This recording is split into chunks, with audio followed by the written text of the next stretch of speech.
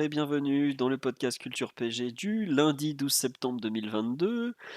Nous sommes là ce soir pour discuter de deux matchs en particulier. On va commencer par le PSG Brest de samedi après-midi, la septième journée du championnat, victoire 1-0. On va revenir un peu sur ce match qui n'était pas le match le plus passionnant de la saison, mais on a quand même des choses à dire dessus. Et ensuite, on basculera sur le Maccabi Haïfa PSG de mercredi soir en Ligue des Champions. Certains d'entre nous ont regardé l'intégralité des rencontres d'Haïfa cette saison pour vous en parler, donc on va être bien, voilà. Ou pas, on verra.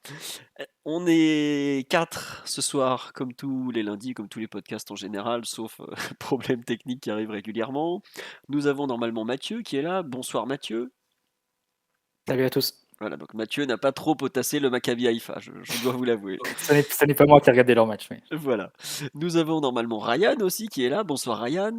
Ouais, bonsoir, et je vous confirme que c'est pas moi non plus qui ai regardé les matchs du Maccabi Haïfa. Bon, sachant que c'est pas moi non plus, c'est probablement le dernier cité. Bonsoir Omar, spécialiste en Ligue israélienne désormais. Bonsoir bonsoir à tous. En Bon, effet, j'ai l'intégrale du Maccabi sur le bout des doigts. depuis l'élimination l'élimination du PSG en 98, j'ai tout regardé par vengeance, donc Je suis incollable. non, je suis désolé, on va être très très centré sur le PSG ce soir. Mais en tout cas, ça nous fait très plaisir de vous retrouver sur le live. On nous dit que le son est ok, bah, c'est une excellente nouvelle. Je m'excuse pour mon rhume, mais vous savez, la mort de la reine m'a beaucoup touché, donc je n'ai pu résister à aller à Buckingham pour me recueillir. Non, c'est pas vrai, j'ai juste des enfants qui sont tout le temps malades. Sur ce, merci aux subbers que sont Maxou, Raimundos de Souza, Souza de Oliveira, alias Rai pour ceux qui ne savent pas, Emioloc, XX Torop, Diamka, Cisco74 et Stella9483, ainsi que Bisous, et lui c'est pour le plaisir que je le cite, on embrasse Simon. Toujours enrhumé, c'est Philippe, et oui, aux grandes dames de ma chère maman que j'embrasse, je suis désolé. Rhum citron pour ton rhume. Ouais, mais bon, je suis pas non plus. J'évite de trop boire des rhums citron dès que j'ai un rhume. Ça s'appelle de l'alcoolisme à ce niveau-là. Est-ce qu'il y aura un live avant le match PSG, avant Maccabi Haifa PSG de mercredi soir? Oui, tout à fait. Il y aura un live d'avant-match où on parlera un peu compo, attente, paris sportif, puisque c'est un live sponsorisé. Donc on fera pas semblant. Et voilà, on nous dit rhum surtout parce que le citron c'est pas très efficace. Écoutez, je demanderai les conseils avisés de certains amis spécialistes là-dedans. On salue les collègues de Planète Rome qui ont créé le site après s'être rencontrés via Culture PG. Ça, c'est une autre histoire.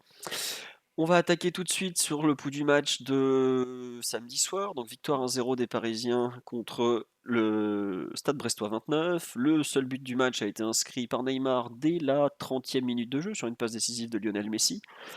Neymar avait déjà été tout proche de faire basculer la rencontre quelques minutes plus tôt, c'était à la 22e si je ne me trompe pas, où il est fauché en position de dernier défenseur par Cédric Herrel. Cédric ou Cyril? Peu importe, je m'excuse auprès de Monsieur Herrel. Christophe Herrel, pardon. Mais en fait, il y a eu un léger hors-jeu et donc on est revenu à la situation initiale. Donc très joli but de Neymar. Et on va dire que c'est à peu près ce qu'il faut retenir de la rencontre parce que ça a été une rencontre post-Ligue des Champions assez atypique des rencontres de post-Ligue des Champions, de pré-Ligue des Champions. Le PSG qui joue un peu à l'économie. Si vous avez suivi le week-end de football, il y a pas mal d'équipes européennes qui ont joué comme ça. Je pense un peu au Bayern qui fait 2-2 domicile contre Stuttgart, mais bref.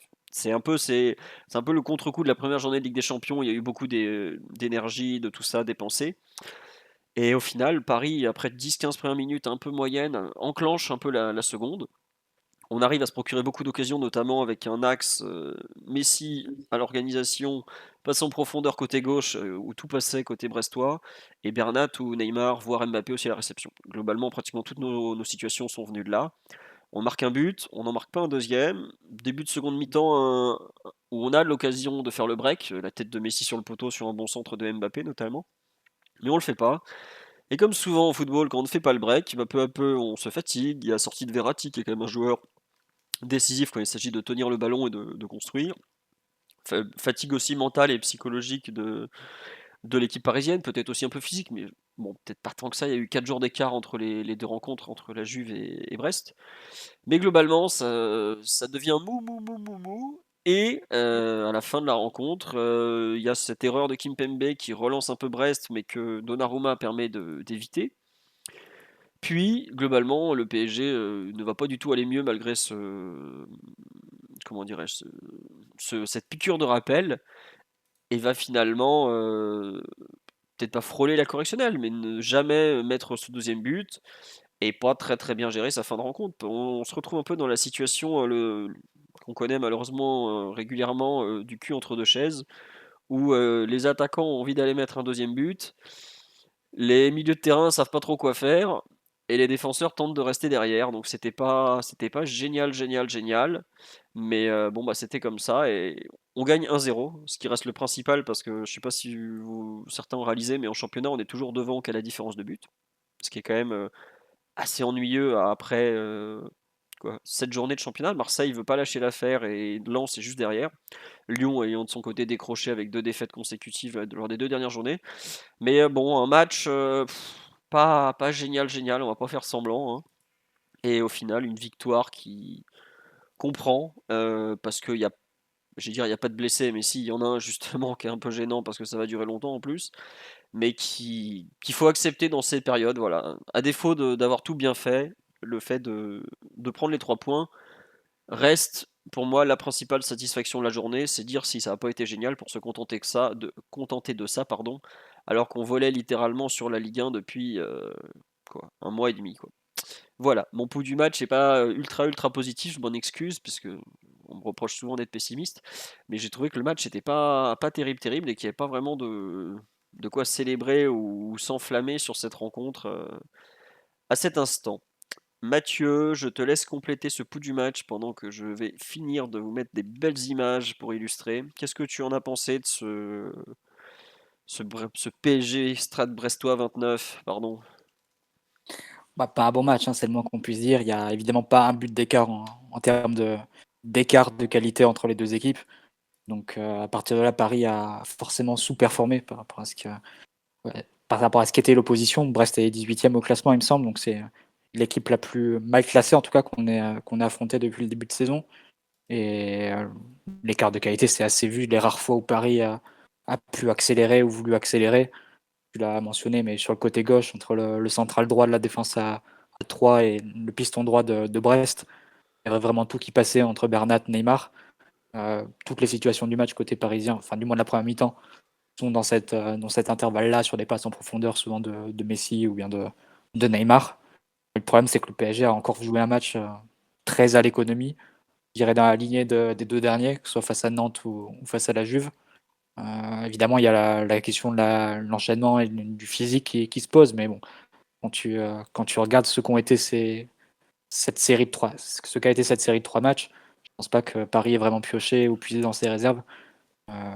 Globalement, Nantes et Brest, c'est les 2 matchs où Paris a le moins pressé, selon les données de Understat. Et le match face à la Juve, bah, on est tout simplement l'équipe en Europe qui a le moins couru. Donc je pense pas que les réserves aient été trop entamées par Paris durant cette série de matchs. Et sans doute ce que s'est dit aussi Galtier, puisqu'il a enchaîné avec une équipe très proche de l'équipe titulaire. Seulement 2 rotations, une en défense centrale et une au poste de piston gauche, avec la volonté de sceller le match et le résultat le plus tôt possible. Bon, il semblerait que le message ne soit pas passé complètement parce que les joueurs ont pas vraiment retranscrit sur le terrain cette volonté de plier au plus tôt. On a joué vraiment avec le frein à main, avec l'économie, très peu d'appels, très peu de mouvements sans ballon. Globalement, il n'y a que Bernat, c'est à 80% et 20% le reste pour Neymar. Messi Si un on parle de peu. joueurs qui ont fait non, mais si on parle de joueurs qui ont fait des courses à vide, Ah oui, ça oui. c'est là où je voulais en venir. C'est là où je voulais en venir. Très très peu d'appels. Même pour un joueur comme Mbappé, tu vois l'action du but de Neymar. Mbappé vient décrocher à hauteur de Messi. C'est le joueur le plus bas sur le terrain, derrière Verratti, derrière Vitinha, derrière les 2 pistons aussi à ce moment-là. Il y a eu très très peu de tranchants et de volonté de faire mal. Et au final, on joue encore une fois avec le feu parce que même si l'adversaire en face est très inférieur et sans doute que les joueurs le ressentent forcément, il faut être plus sérieux et plus, comment dire, déterminé dans la volonté de plier le match le plus tôt. Paris a la possibilité de marquer 2-3 buts à la mi-temps à Brest sans aucun problème. Je ne pense pas être prétentieux ou demander trop à ce sujet. Il y a vraiment un énorme écart de qualité entre les 2 équipes. Juste Et on l'a pas fait, effectivement, on se laisse à la merci d'un retour de Brest. Ouais, juste un truc, pour ceux qui ne le savaient pas, Brest était la 19e défense de Ligue 1 avant de venir au parc. On me dit sur live, peut-être plus mauvais match de l'Air Galtier, c'est possible. Ouais, bah, les chiffres le donnent, hein, c'est l'écart le plus faible entre expected goals concédés et Et créé. expected goals en notre faveur aussi. C'est celui où on a le moins créé d'occasions.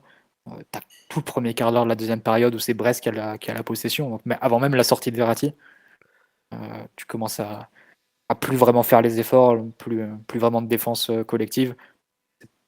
Il n'y a pas eu vraiment de séquence de pressing très haut non plus en première période, mais là, en deuxième période, ça s'est encore plus délité. Et puis offensivement, il n'y avait pas la volonté ou l'intensité nécessaire pour faire la différence. Effectivement, l'adversaire restait dans la partie, même avec un talent offensif très très limité et vraiment très peu de solutions pour créer du danger, vu que globalement, il faisait que balancer sur Slimani, qui était pris dans les airs par Danilo. Bah, ils arrivent à se procurer malgré tout une situation de penalty où Honora va tout droit et Kimpembe se fait un peu avoir C'est naïvement. Fadiga. Ah, c'est Fadiga. Ouais. Attends, c'est Honora, il me semble. Enfin, laquelle? Le péno sifflé? Ouais, le péno. Oui, non, c'est le jeune Noah Fadiga, le fils de Kalidou. Non, Ah, ok. Il non, me semblait que c'était Honora. j'ai eu un débat avec des amis sénégalais cet après-midi sur Twitter à propos de Fadiga, donc je peux t'assurer que c'est lui, donc il n'y a aucun doute là-dessus. Non, non, Ah, Honora, ouais, c'est très celui bien, qui très fait bien. Mea culpa, du coup. Honora, c'est celui qui fait le centre sur lequel, comment il s'appelle? Ah, c'est Slimani un peu Slimani est trop court court en en fin de première période. mi-temps. Voilà, exactement. Bon, bah, voilà, c'est juste une situation un peu isolée, mais bon, qui fait pénalty et sans un arrêt providentiel de Donnarumma, on aurait pu partager les points face à une équipe qui est très très short en qualité et avec laquelle l'écart est abyssal. Donc, ouais, un match vraiment à l'économie. Tu sens que depuis 2-3 matchs, on tombe un peu dans cette gestion un peu trop marquée, on va dire, Ouais. et en oubliant de plier les matchs. Donc, Hmm. c'est dommage. Il y a... Ouais, c'est ce qu'on nous dit sur le live. C'est dommage d'avoir fait qu'un bon mois, mais après, ça correspond aussi à l'enchaînement des doubles rencontres. On nous demande c'est qui, j'imagine qu'il faut parler de Kalilou Fadiga. C'est un ancien international sénégalais qui a beaucoup joué en France, qui a joué à Auxerre notamment, à Lens ensuite, mais ça s'est un peu moins bien passé, qui était un superbe gaucher, qui était d'ailleurs visiblement au Parc des Princes. Si je me trompe pas, Bandiougou, qui était chez nous, était de la famille aussi, peut-être un cousin, je suis pas Omar si je dis pas une bêtise, mais il me semble qu'il était de la famille aussi, Bandiougou de chez nous. Bref. On nous dit effectivement sur le live, c'était vraiment, c'est le genre de match dont on va devoir se contenter, qui risque de se multiplier avec la Coupe du Monde qui approche. Je sais pas, vous êtes d'accord, Ryan ou Omar, sur un peu ce risque de voir ce genre de rencontre Ah oui, Bandiougou et de la famille, me dit Titi. Oui, merci, j'étais pas complètement fou, parce on s'était posé la question. Ryan, Omar, sur la rencontre, qu'est-ce que vous en pensez? Malheureusement, ça nous pend au nez, Ryan. C'est un peu la suite logique de ce calendrier particulier. Bah, ça va être difficile de voir les joueurs mettre, systématiquement beaucoup d'énergie, dès lors que l'équipe elle prend l'avantage et qu'on entre dans une phase de gestion. C'est quelque chose que les joueurs font naturellement, que les équipes font naturellement et là ça va sans doute s'être accentué un petit peu avec la coupe du monde. Je pense que c'est inévitable. Après, personnellement, je retiens quand même au-delà du match qui a pas été, très bon côté parisien, mais qui a quand même, eu son lot d'occasions, que Paris a plus d'une fois l'occasion d'enfoncer le clou. Je veux dire, Mbappé a quand même bien 3 occasions de but. Euh, donc, c'est vrai que le résultat a fait que le match est resté ouvert et que du coup, resté en vie et on a gardé ce suspense jusqu'à la fin. Et ce qui a fait, ce qui a obligé Paris à dépenser peut-être plus d'énergie que ce qu'il ne souhaitait, que ce que les joueurs ne souhaitaient. Mais personnellement, j'ai pas la sensation qu'il y avait tant d'économies que ça. J'ai plus l'impression qu'il y avait simplement un coup de fatigue naturelle, peut-être après un début de match assez intense et après l'enchaînement des derniers matchs qu'on a vus. Alors certains vont dire oui, c'est le début de saison, etc. Oui, mais il y a quand même très peu de rotation depuis le début de saison. Les 11 de départ sont souvent les mêmes. Donc il y a peut-être aussi simplement des joueurs qui sont un petit peu fatigués. Ouais, bon, j'ai dit une grosse bêtise. Fadiga, il a pas du tout joué à Lens. C'était pas lui l'ancien Auxerrois que Giroud avait emmené. C'était le nom m'échappe, mais en tout cas, il a fait une belle carrière. Omar, sur un peu les difficultés d'enchaîner, on nous parle de décontraction sur le live. Tu rejoins l'analyse de Ryan ou tu es plus dur et tu trouves qu'ils ont vraiment fait un match très très très plan-plan? Ouais, c'est quand même un match assez pauvre. Dans le contenu, je pense que ce que dit Ryan se tient. En effet, je sais pas si samedi il y avait la possibilité de faire beaucoup mieux, parce que peu d'inspiration collective, peu de mouvement pour reprendre un point qu'évoquait Mathieu. Et effectivement, tu as moins perçu le dynamisme qui était mis en avant sur les tout premiers matchs de la saison. Ça s'est pas trop vu hier face à une opposition qui est venue avec un plan de jeu assez d'Erzakarien, à vrai dire. Ouais, qui a bien joué, il faut le dire aussi. Ouais, Brest ouais, a il y fait a un bon match, pas. a été compact, a offert un système de jeu qui complique quand même bien la tâche au PSG. Donc, il faut prendre en compte l'adversaire aussi, hein. Mm. En effet, je sais pas, tu disais qu'ils étaient 19e avant le 19e début de la saison, défense. 19e défense, donc tu pouvais t'attendre à une goleada, mais en réalité, c'est une équipe qui a très bien tenu la largeur, qui a annihilé quasiment, aller aux 2 tiers du match, les possibilités de se faire attaquer dans la profondeur. Donc, ils ont fait un match cohérent, je pense, avec un plan qui a été suivi scrupuleusement et à la lettre. Et quand tu es un petit peu moins inspiré, ben, dans la Ligue des Talents, tu vas pas mettre 5 buts d'écart. Et si tu n'avais pas un Donnarumma qui était pour le coup dans un très très bon soir, allez, mis à part dans son jeu au pied, bah, tu aurais peut-être partagé les points et ce serait un peu bah, tu aurais déjà lâché la tête du championnat. Donc un match où au final tu sécurises les 3 points, je pense que dans la période dans laquelle on est, Il faut et prendre. vu l'enchaînement des matchs, c'est pas vain, mais un contenu qui quand même est assez loin des promesses De de fin l'été. d'été, quoi. Ouais. Je m'excuse, c'était l'incroyable Kanga à Calais que Giroud avait fait venir à Lorient, à Lens, pardon. À Voilà, Lens pour un salaire de dingue en plus. en plus. Et donc Et il n'avait pas joué pendant longtemps. À Calais Enfin, il était a vite pas plus joué. Ouais, non, il s'était vite arrêté lui aussi, il était un peu cuit, on va pas faire semblant. Akale était le successeur de Fadiga à Auxerre. Ils avaient fait la saison 2002-2003 ensemble, et puis après, Akale avait pris la suite le moment où Fadiga était parti à l'Inter, où il a son fameux problème cardiaque détecté.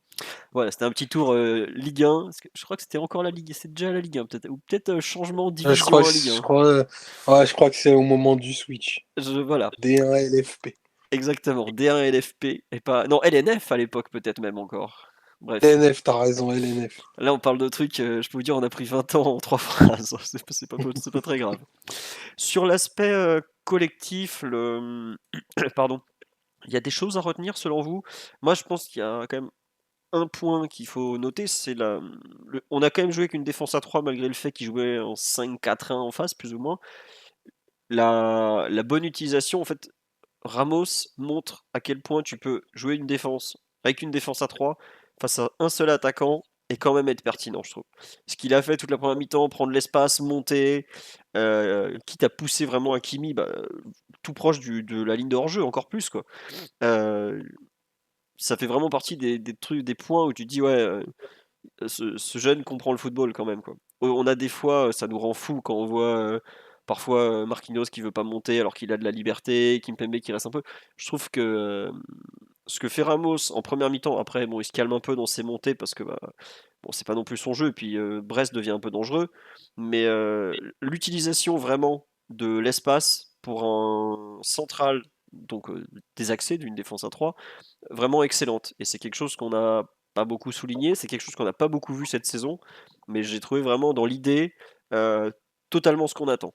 Après, bon, c'est sûr que évidemment, quand tu as Slimani en face, comme on dit sur live, qui a 58 ans, qui court pas très vite, bon, évidemment ça aide. Mais dans l'idée, je trouve face à un bus comme ça, gagner des mètres, se mettre devant, même centrer. On a revu Ramos du Real en 2006 côté droit à centrer. Il fait un bon centre en plus, hein. Donc je sais pas ce que vous en avez pensé, mais moi c'est peut-être ce que j'ai préféré. Oui, Ryan.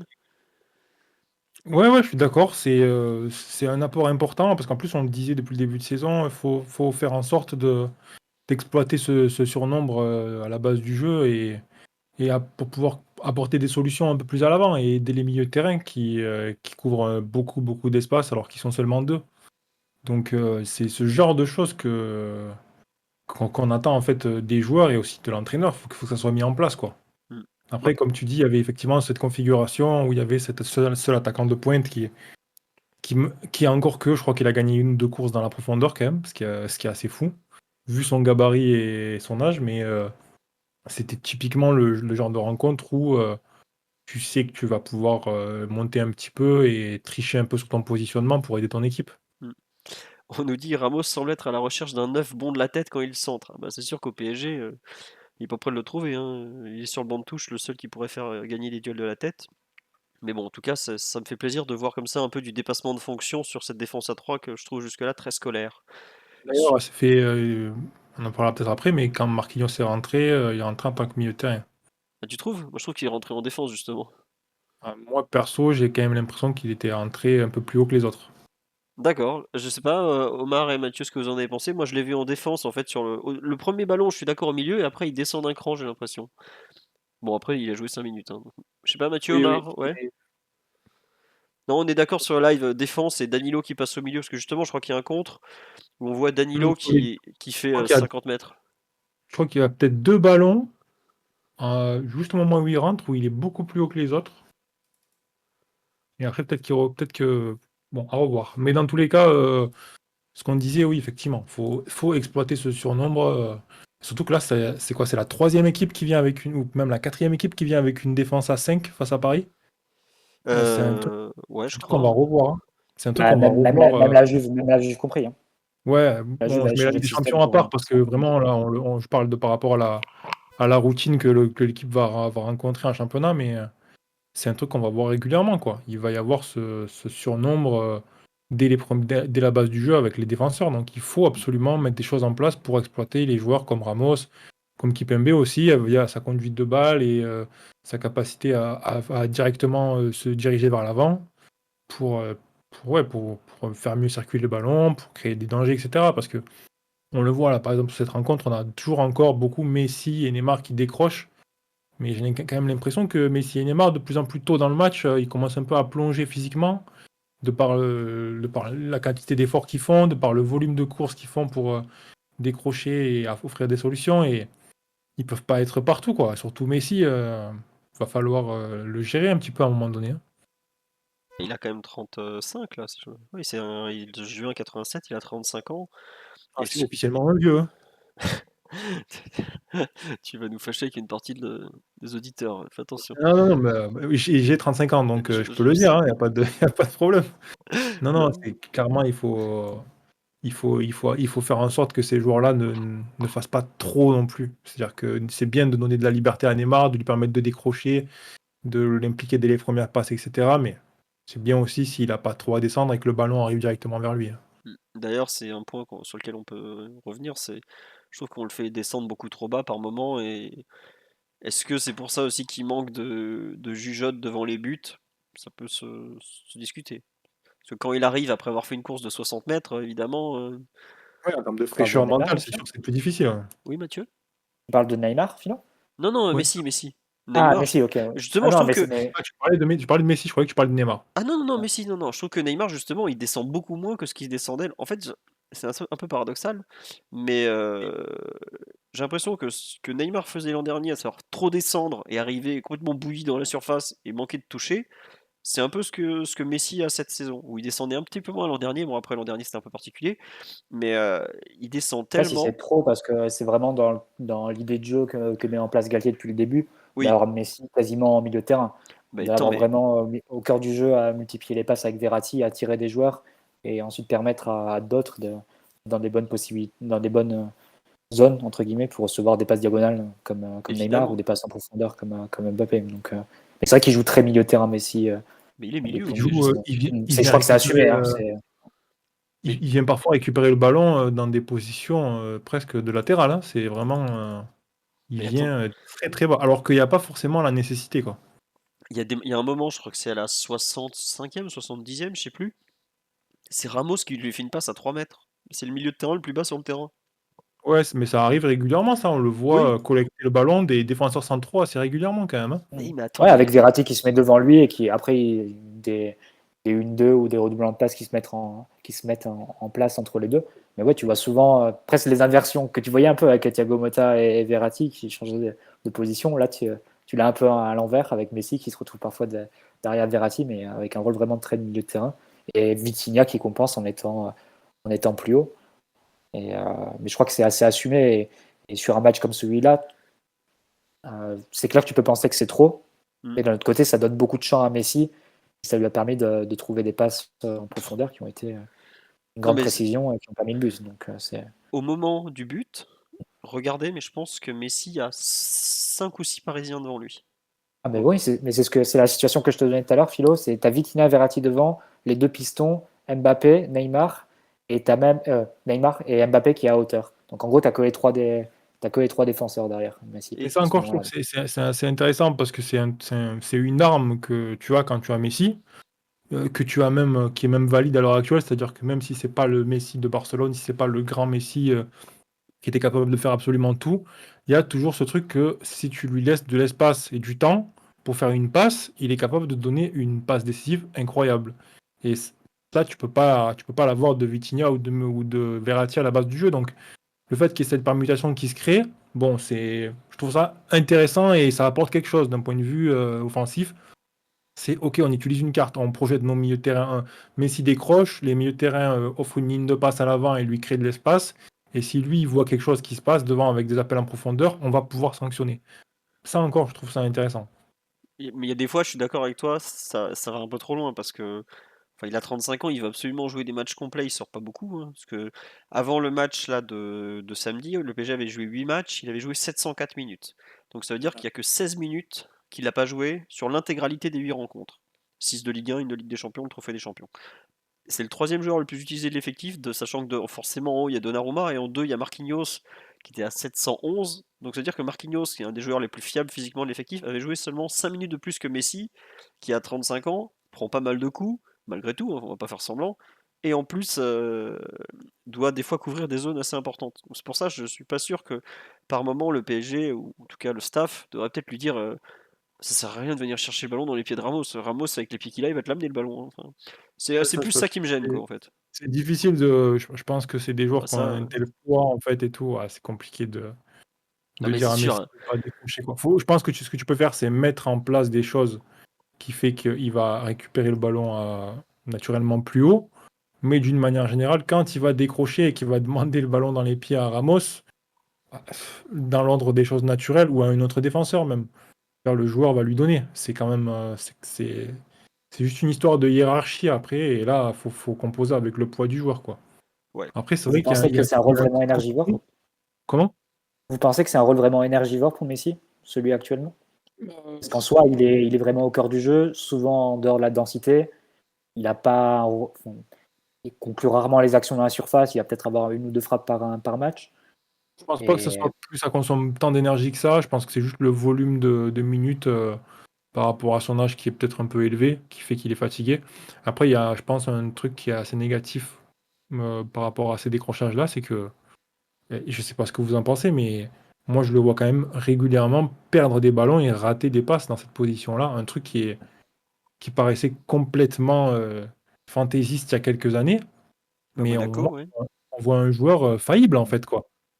Et à Après, Barcelone, c'était un joueur qui ne ratait pas une passe, vraiment. C'était la fiabilité absolue. Après, il y a eu des phases où un petit peu où sur la fin, effectivement, il commençait un peu à avoir des pertes de balles quand les conditions étaient très difficiles. Mais là, régulièrement, dans ses décrochages, quand il y a un petit peu de densité, il va essayer de se retourner et il va se faire contrer, ou alors il va rater une passe. Enfin, c'est ça. Ça devient un joueur qui est peut-être pas si intéressant que ça à avoir dès les premières passes. C'est cool de l'avoir pour faire tenter une passe décisive et de l'avoir à un moment donné pour faire circuler le ballon, mais c'est pas non plus le milieu de terrain de la base du jeu. Je te dis, ok, c'est l'assurance tout risque, quoi. Pour vous donner un exemple avec l'effectif parisien, c'est pas Verratti. ouais, on nous dit qu'il a juste pas plus de 60 minutes dans les jambes, quelle que soit la config. Mais sur ce que tu dis, Ryan, pardon, et c'est exactement ce qui s'est passé contre Monaco, où il se fait prendre le ballon, il se fait contrer dans le rond central, si je me trompe pas. C'est à la 20e minute, hein. C'est pas à la 60e, et à la 20e minute, Oui, en oui, théorie, il a tout les à fait. jambes. Hein. Oui, bien sûr, bien sûr. Non, non, mais c'est pas une histoire de fraîcheur physique ou quoi. Pas que, en Je tout pense cas. que c'est une histoire d'âge, à mon avis, là, tout simplement. du fait que le joueur a plus la capacité, parce que quand on parlait de Messi, le grand joueur, tout le monde parlait de sa technique, etc. Mais c'est pas que ça. Messi, c'est un prodige physique aussi. Une capacité d'accélération, à se retourner, à multiplier les efforts. Enfin, vraiment, c'est un package incroyable. Et il y a des trucs qui sont en train de disparaître ou qui ont déjà même disparu. On le voit sur ces actions-là. Ouais, Donc, non, c'est sûr. Après 35 attention. ans, enfin, au bout d'un C'est logique. moment, 35 ans, il a dû jouer quoi, 900 ou 1000 matchs? C'est normal d'être rattrapé par le temps, hein. On nous Oui, dit bien ça veut sûr. dire que Messi est déjà sénile à son âge. Non, ça veut pas dire ça. Enfin, je vous souhaite d'être sénile comme lui quand il fait certaines passes, mais non, c'est juste qu'il faut composer avec les défauts d'un joueur de 35 ans. Les immenses qualités, évidemment, on les voit régulièrement, mais aussi les défauts, c'est juste ça. Omar, on t'a pas du tout entendu sur Messi, pour lequel tu as beaucoup d'amour ces dernières semaines. Qu'est-ce que tu en penses un peu de ce rôle de constructeur parfois très bas, des limites qu'évoque Ryan? Tu veux te battre tout de suite ou pas encore? Non, non, moi j'aime beaucoup cette idée en fait de le voir en réalité assez libre se promener aux quatre coins du terrain, parce qu'en réalité, je pense qu'il est capable de déclencher dans n'importe quel tiers du terrain bah, la passe un petit peu comme on a vu décisive qu'il a faite pour Neymar. Donc, je sais pas, j'ai l'impression qu'il fouine pas mal sur le terrain, que l'organisation en réalité lui importe peu et que lui cherche juste à flairer des coups pour pouvoir ouvrir des espaces devant. Donc c'est vrai qu'il touche un volume important de ballon, des fois dans la densité, ce qui peut amener un déchet en réalité compréhensible, parce que c'est là où tu vas avoir peu d'espace pour te retourner. Mais je trouve que c'est plutôt un jeu à l'économie qui lui va bien. Et moi, je le trouve, en tout cas avec le ballon, absolument prodigieux dans tout ce qu'il fait. Et effectivement, il y a peu de foulées, il y a peu de courses. Ça excède, ça excède rarement la quinzaine de mètres en conduite. Et quand le ballon sort de ses pieds, il se passe systématiquement quelque chose. Et là, tu regardes, enfin, si tu remets en perspective les matchs de la semaine, contre Nantes, c'était bon, absolument extraordinaire. Il n'y a même pas de mots. La Juve, effectivement, il y a eu un contre-coup.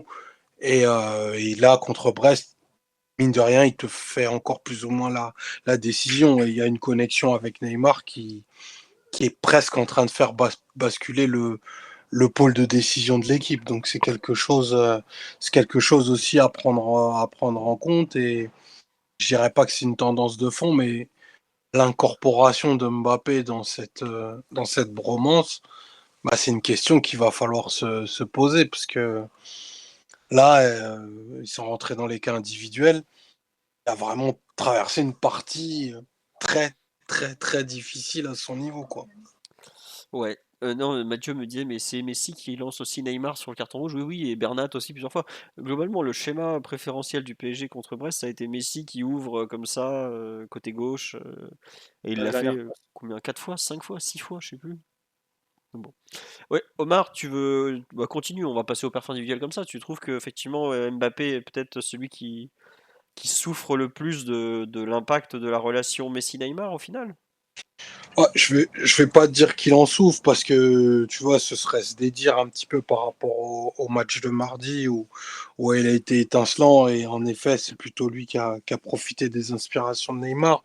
Mais comme la relation Neymar-Messi est vraiment hyper prononcée, tu vois, à tous les endroits du terrain, ils vont se chercher, et on peut se dire que schématiquement, enfin Neymar va souvent être la première option que Messi va chercher.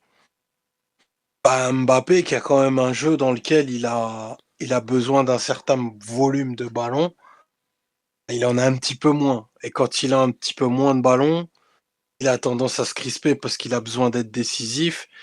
Et ça donne des rencontres où il va y avoir un volume de tir qui va être important. Pas forcément les bonnes surfaces de pied utilisées, pas forcément même les bonnes décisions prises. Et ça donne des rencontres comme celle qu'on a vue samedi, qui est, allez, à l'échelle d'un attaquant normal, on peut se dire que bon, c'est une rencontre honnête, tu t'en sors pas trop mal. Mais je trouve que le poids de Mbappé sur une rencontre comme celle-ci est inférieur à ce qu'il devrait. Tant en phase de finition qu'en phase de construction. Dans le fait qu'en plus, désormais, c'est un joueur hyper fiable et hyper créatif dans cette phase-là. Là, c'est vraiment l'endroit du terrain où on le voit le moins depuis que cette saison a reprise. Donc, est-ce que c'est dû vraiment au très net regain de forme de Neymar et au nouveau rôle qu'a Messi?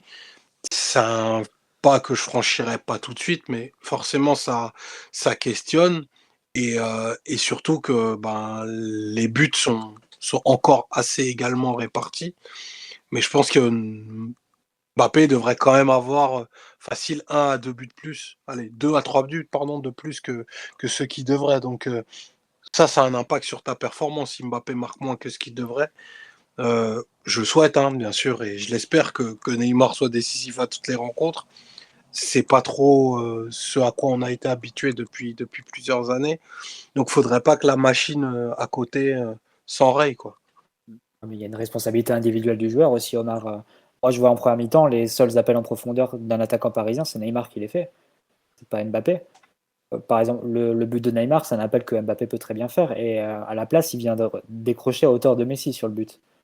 Je me demande à quoi ça sert pour lui. Moi, j'ai l'impression qu'il a joué un match comme s'il sortait du lit, hein, Mbappé, avec très peu de motivation et d'intensité. Tu l'as très peu vu aller dans le dos de la défense de Brest. Au contraire, plutôt décroché. Je sais pas, moi j'ai l'impression que c'est pas un bon match, mais je pense qu'il y a aussi une responsabilité individuelle de sa part de ne pas avoir fait, de pas avoir mis l'intensité nécessaire, de ne pas avoir multiplié les courses.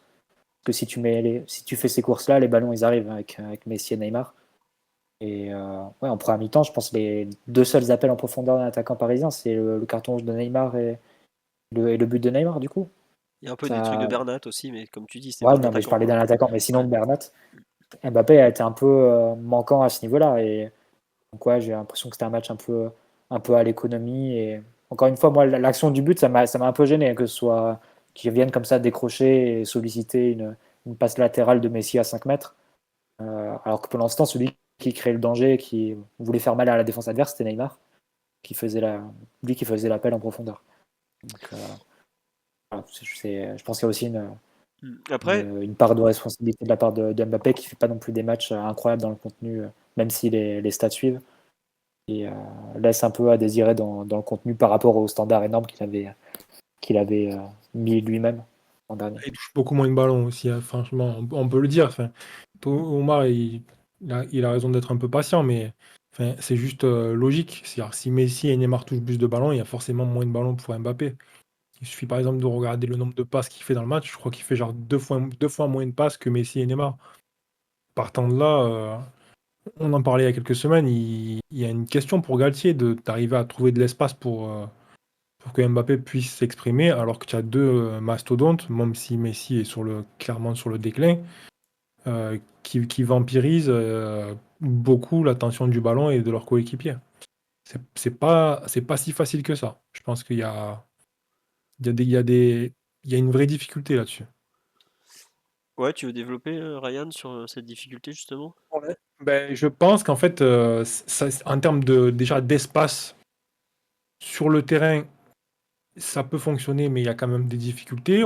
Dès lors que tu as des joueurs qui ont beaucoup de liberté, soit ils s'observent et ils essayent de jouer ensemble, soit ils essayent un peu de marquer leur territoire, et là, il peut y avoir de la redondance et des choses qui n'aident pas l'équipe. Et après, en termes d'attention, je pense que de par le fait que Mbappé joue plus haut sur le terrain et que tu as déjà deux milieux offensifs slash attaquants qui sont Messi et Neymar qui ont tendance à beaucoup demander le ballon et à beaucoup décrocher pour le récupérer, il y a- c'est compliqué. Enfin, il faut que tu arrives à alimenter ton attaquant, mais il faut en même temps que tu arrives à le connecter au jeu. Euh, on repense un peu à la saison dernière. Mbappé, c'était un joueur qui touchait énormément de ballons quand même, qui était beaucoup impliqué. On me Là, dit, tiens, clairement, en juste, termes de protagonisme, ça a bien diminué, quoi. on me dit Mbappé touche 61 ballons contre 63 la saison dernière. Après, il faudrait peut-être regarder les matchs de la saison 44, dernière. hein, 44, toi, t'as? selon WhoScored, c'est 44 ce week-end. Mais bon. Mais je pense que c'est sur la saison, là, en fait. Mais surtout, ce que je Ah, veux... ok. Ouais, non, mais surtout, il faudrait regarder tous les matchs l'an dernier où Neymar n'est pas là, où ils sont que deux vraiment en attaque, tu vois. Parce que c'est ça aujourd'hui où c'est difficile de comparer, c'est que ils sont vraiment en trio, même si on a l'impression qu'il y a plus un duo plus un à chaque match, ou presque. Et l'an dernier, Neymar, il a même pas joué 50% des matchs, donc la stat, il faut la pondérer et voir un peu avoir le total, parce que je me souviens de certains matchs où Mbappé, à mon avis, il est pas à 60 ballons touchés, il est plutôt à 80, 90. Et là, cette saison, tu vois, un match à 44 ballons touchés, alors il sort avant la fin, il sort à 84e, je crois, ou un truc du genre, ou 80e, donc ça a pondéré aussi. Mais t'as vraiment l'impression d'un match, ouais, où il pèse peu, et je trouve aussi, comme tu as dit, Mathieu, qui rentre dans la partie à l'envers, quoi. On a l'impression que les premiers ballons, il y a un truc qui lui va pas, il est pas dedans, ou il a pas envie de jouer, ou peut-être que physiquement il est pas Ouais. bien en ce moment aussi, hein, ça peut arriver. Et Il enfin, touche que seulement la moitié de ses ballons dans le dernier tiers. Et le reste, c'est beaucoup de dézonage ou de décrochage intempestif dans le rond central, un peu axe gauche comme ça. Et je trouve que c'est assez en contradiction avec ce qu'on raconte, notamment l'histoire des pénaltys, où tu l'imagines en assoiffé de stats et vouloir prendre la moindre occasion pour marquer des buts, etc. Et la meilleure façon pour marquer des buts et de faire tes stats et de créer du danger et d'avoir des positions de tir, etc., c'est de rester devant. Les ballons, ils vont devenir avec les passes de Messi et de Neymar. Donc moi, j'ai trouvé Ça reste quand son même un attitude. joueur. Ça, je te coupe, Mathieu, ça reste quand même un Vas-y. joueur aussi qui aime récupérer le ballon dans les pieds, accélérer, déséquilibrer, etc. Tu vois. On ne parle pas d'un joueur qui est conçu à 100% pour attaquer les espaces, comme peut l'être Ouais, par exemple un Timo Werner, pour citer un profil et non pas faire de comparaison en termes Hmm. de qualité. On parle d'un joueur qui aime bien vraiment collecter le ballon, accélérer avec, le conduire, tenter des dribbles, qui régulièrement tente des dribbles, que ce soit côté gauche ou côté droit de la surface de réparation pour essayer un centre.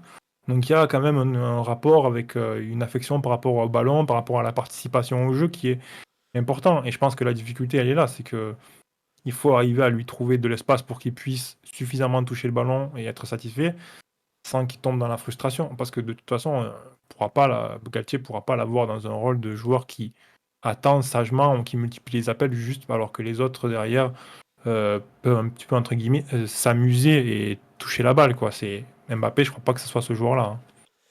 ouais. Mais d'ailleurs, il y a une action en deuxième période où il va percuter et ensuite ça part en combinaison avec il me semble Neymar et Messi. Ouais, Ça qu'ils donne sont à trois, une ouais, qu'ils mettent un situation. but. Ouais. Ouais.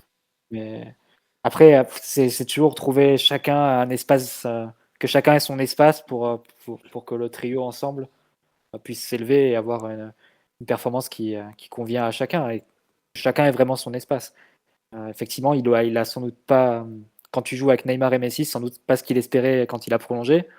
Je pense qu'il espérait que le, le regain de protagonisme qu'il a eu la saison dernière, ça se reflète et ça s'accentue cette saison sans doute avec le départ de Neymar. Toujours est-il que Neymar est dans l'effectif et il faut trouver maintenant des solutions pour associer les trois. Et je pense que Mbappé, il peut aussi comprendre que à la création, tu auras moins besoin de lui. Alors tu peux avoir besoin de lui La euh, percussion. pour dézonner et être dans la percussion, etc. Mais c'est pas incompatible avec le fait de faire des appels en profondeur et d'être vorace dans l'attaque de la surface. Et là, sur un match comme celui-là, j'ai trouvé que c'était l'attaquant qui offrait le moins en termes de danger en réalité, en termes à la fois de création d'occasion et de capacité à finir. Donc, ouais, j'ai trouvé que c'était un match un peu plan-plan hein, de Mbappé. Je sais pas si quelque chose ne lui convenait pas ou quoi. Mais en soi, Faut qu'il je cherche comprends que toujours ça sa puisse place, hein. le frustrer, mais il peut aussi en tirer parti hein, d'avoir Bien sûr, bien deux sûr. créateurs de ce niveau derrière lui. Moi, je crois qu'il cherche encore sa place pour l'instant. Je crois que c'est encore Ouais. une. Et il le dit Encore. d'ailleurs. Ah, excuse-moi, je t'ai coupé Ryan. Après Oui, oui. PSG Juve, il le dit qu'il cherche encore sa place, que c'est un changement de système, etc., etc. Après, bon, un mec qui cherche sa place et qui a déjà mis 7 ou 8 buts cette saison, je sais plus. Bon, enfin, il a au moins, il a quand même un certain niveau devant les buts, hein, faut pas l'oublier, hein. Cette saison, Mbappé, Bien c'est sûr. 9 matchs, non, 8 matchs, ça doit être déjà 7 ou 8 buts. Il est pratiquement, un moment, avant le match de ce week-end, il était à un but toutes les 53 minutes, je crois. Bon, Oui, et puis dès lors qu'il y a des espaces, il va y trouver son compte. Ce qui se passe, c'est qu'il va aussi y avoir des matchs comme on a vu ce week-end, où il y a une équipe qui va proposer une belle défense organisée, qui va laisser peu d'espace et qui va pas laisser la possibilité aux attaquants d'attaquer son dos et qui du coup va solliciter, enfin qui va demander d'autres solutions. Et là, effectivement, Mbappé, il a des ressources, donc en fait, il a aussi envie de participer et d'aider. Mais ouais, c'est pas forcément évident de. Enfin, Messi a touché presque 100 ballons, je crois. Il a touché presque autant de ballons que Ramos sur ce match. Enfin, ça met un peu en perspective le truc. hmm. C'est quand il y a un milieu de terrain qui agglutine autant le ballon, forcément, ça se ressent plus haut. Ouais, 7 matchs, 9 buts pour Mbappé cette saison, ce qui est quand même. Notamment les 2 buts de la victoire contre la Juve, qui est quand même le match le plus important du début de saison pour le PSG, quoi. On nous dit qu'il faut une relation de jeu, une relation positive. Or, ce n'est pas le cas, c'est une relation concurrentielle. Oui, il y a un peu de ça. Après, c'est normal qu'à ce niveau-là, vu les égos qu'ils ont tous, il y ait à la fois de la relation et de la concurrence, hein. C'est aussi le sport de haut niveau, même si on parle d'équipe, il y a quand même c'est une certaine course au rôle de numéro un, de leader de tout ça. Bon, Messi en semble parfois un peu sorti parce qu'il est un peu dans son monde, mais malgré tout, c'est aussi la réalité du sport de haut niveau.